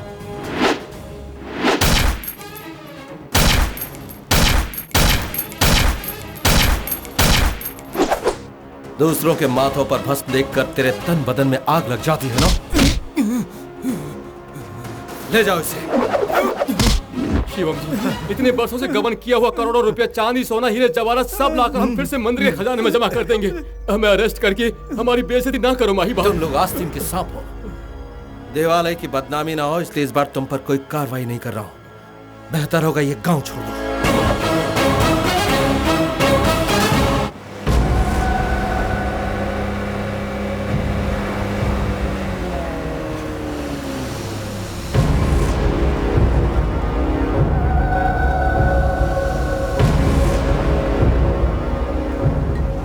पूरे 5 घंटे से मैं तुम्हारा यही इंतजार कर रहा हूँ। कहाँ गई थी स्नेक? हायर स्टडीज के लिए इंडिया आए हुए 300 जिहादी स्टूडेंट्स के रहने का इंतजाम करने के लिए मैं वहाँ गई थी। और कोई सवाल? तो ये स्नेक नहीं है, तुझे अंदाजा भी है कौन है? हाँ? मेरे दिल का टुकड़ा है ये। ला गल्ला गल्ला दे मुझे, ठोक दूंगा तुझे। जानती हूँ इसने क्या देखा? ये जिस डील में तुम्हारे साथ गया था, वही पुजारी की सुपारी जो हमें मिली थी, जिसमें 4 करोड़ हमें मिलने थे, उसे पुजारी के रूप में एलेक्स मिला, जो हकीकत में शिवम राज है। जब बिहारी गैंग को लेकर ये शिवम राज को मारने गया, तो तुमने ही आकर उसकी जान बचाई, ऐसा कहा इसने। मेरी दिलरुबा मेरे लिए अपनी जान दे सकती है, वो मुझे कभी धोखा नहीं दे सकती। बोलूं तो अभी जान दे देगी वो। मैं तुझे नहीं छोड़ूंगा। मेरी जिंदगी का मकसद तो यही था कि तुझे मौत के घाट उतारूं। जिस दिन तू माफिया से टेररिज्म में टर्न हुआ, इंडिया पर अटैक शुरू कर दिए, उसी दिन शिवम ने तुझे टारगेट बनाकर एलेक्स बनकर यहाँ एंट्री ली। तेरी माफिया से तुझे ही धूल चटाई। तुम्हारी डुप्लीकेट के बारे में हमें देर से पता चला, इसलिए अब तक तेरी सांसें चल रही है।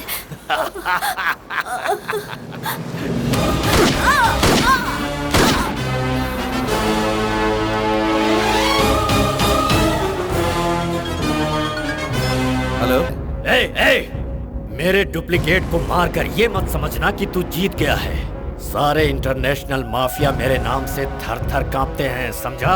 अच्छा सुन, तू एक काम कर, तेरे मरने के दिन बहुत करीब आ रहे हैं, इसलिए तू ऐसा कर कि सारे अंडरवर्ल्ड वालों को अपनी मौत की दावत दे दे। हाँ, कोई कमी मत करना, कोई कंजूसी नहीं, उसके बाद तो निकल जाना, ठीक है ना? अबे अकल के दुश्मन, उससे पहले मैंने मंदिरा को क्यों मारा ये सवाल नहीं पूछेगा क्या? मेरा धंधा, मेरी इमेज, मेरा कारोबार सब कुछ बर्बाद करके तू कहीं जाकर छुप जाएगा और मैं तुझे ऐसे ही छोड़ दूंगा। तू इस गलतफहमी में जी रहा है क्या? मैं जिंदा हूँ ये जानने के बाद तुझमें मेरे सामने आने की हिम्मत ही नहीं है।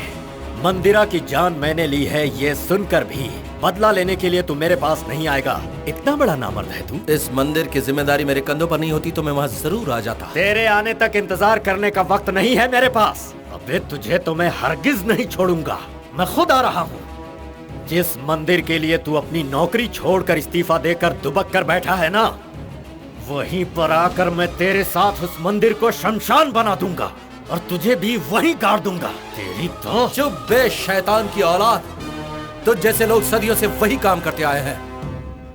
मंदिर तोड़ो और खुद को महान समझने की गलती करो, कभी खुद का तो कुछ नहीं बना सके।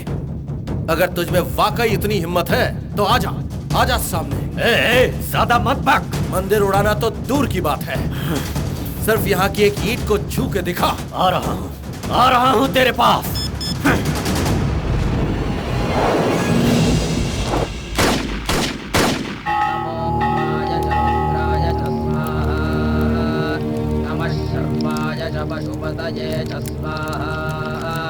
नमो नीलग्रीवाय च शितिकण्ठाय च स्वाहा। नमः कपर्दिने संयुक्तकेशाय च स्वाहा। नमः सहस्राक्षाय च शतधन्वाय। नमो गिरिशाय च शिवे।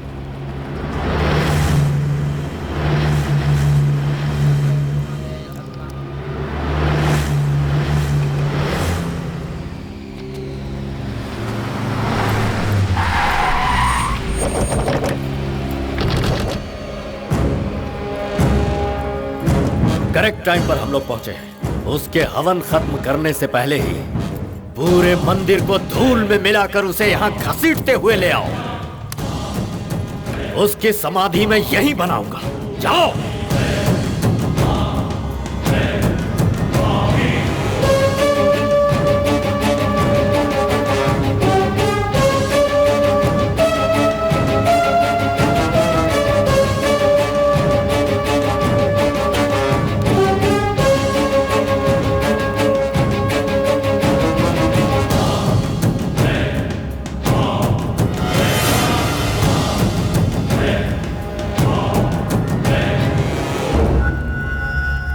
शिवम राज, तूने मुझे चैलेंज किया था ना कि इस मंदिर की एक ईंट भी छूकर नहीं दिखा सकता, वो भी इस अमानुल्लाह खान को।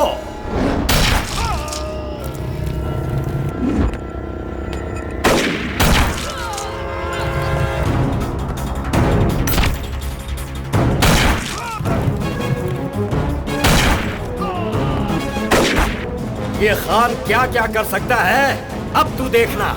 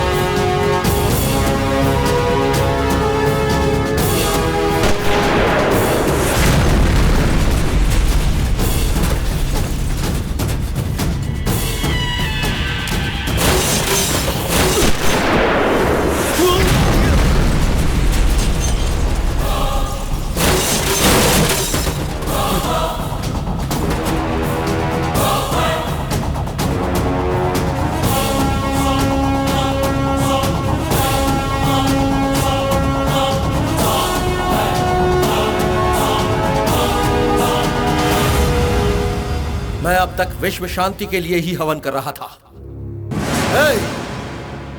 क्या कहा था तू मंदिर को धूल में मिलाएगा? हाँ, त्रिनेत्र तक पहुंचने से पहले तुझे इस नंदी महाराज को पार करना होगा। आजा।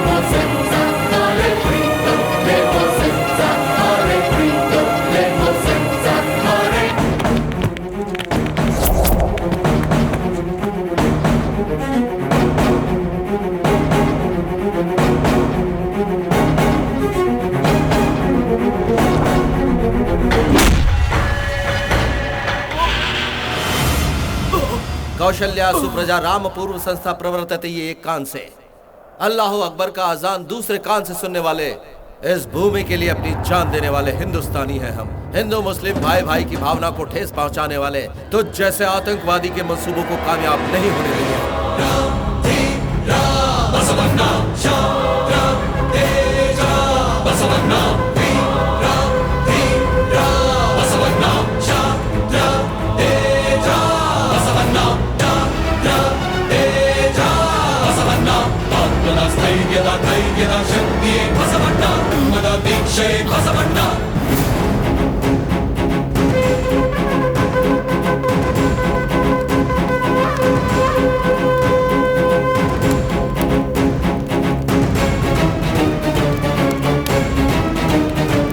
हमारी धरती का कोना कोना, चाहे वो किसी भी धर्म का क्यों ना हो, हर किसी का फर्ज है कि उसे अपने गले से लगाकर एक पवित्र भूमि माने।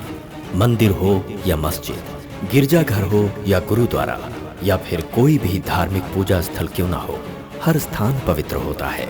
उसकी रक्षा करना हर इंसान का कर्तव्य है। धर्मो रक्षति रक्षितः।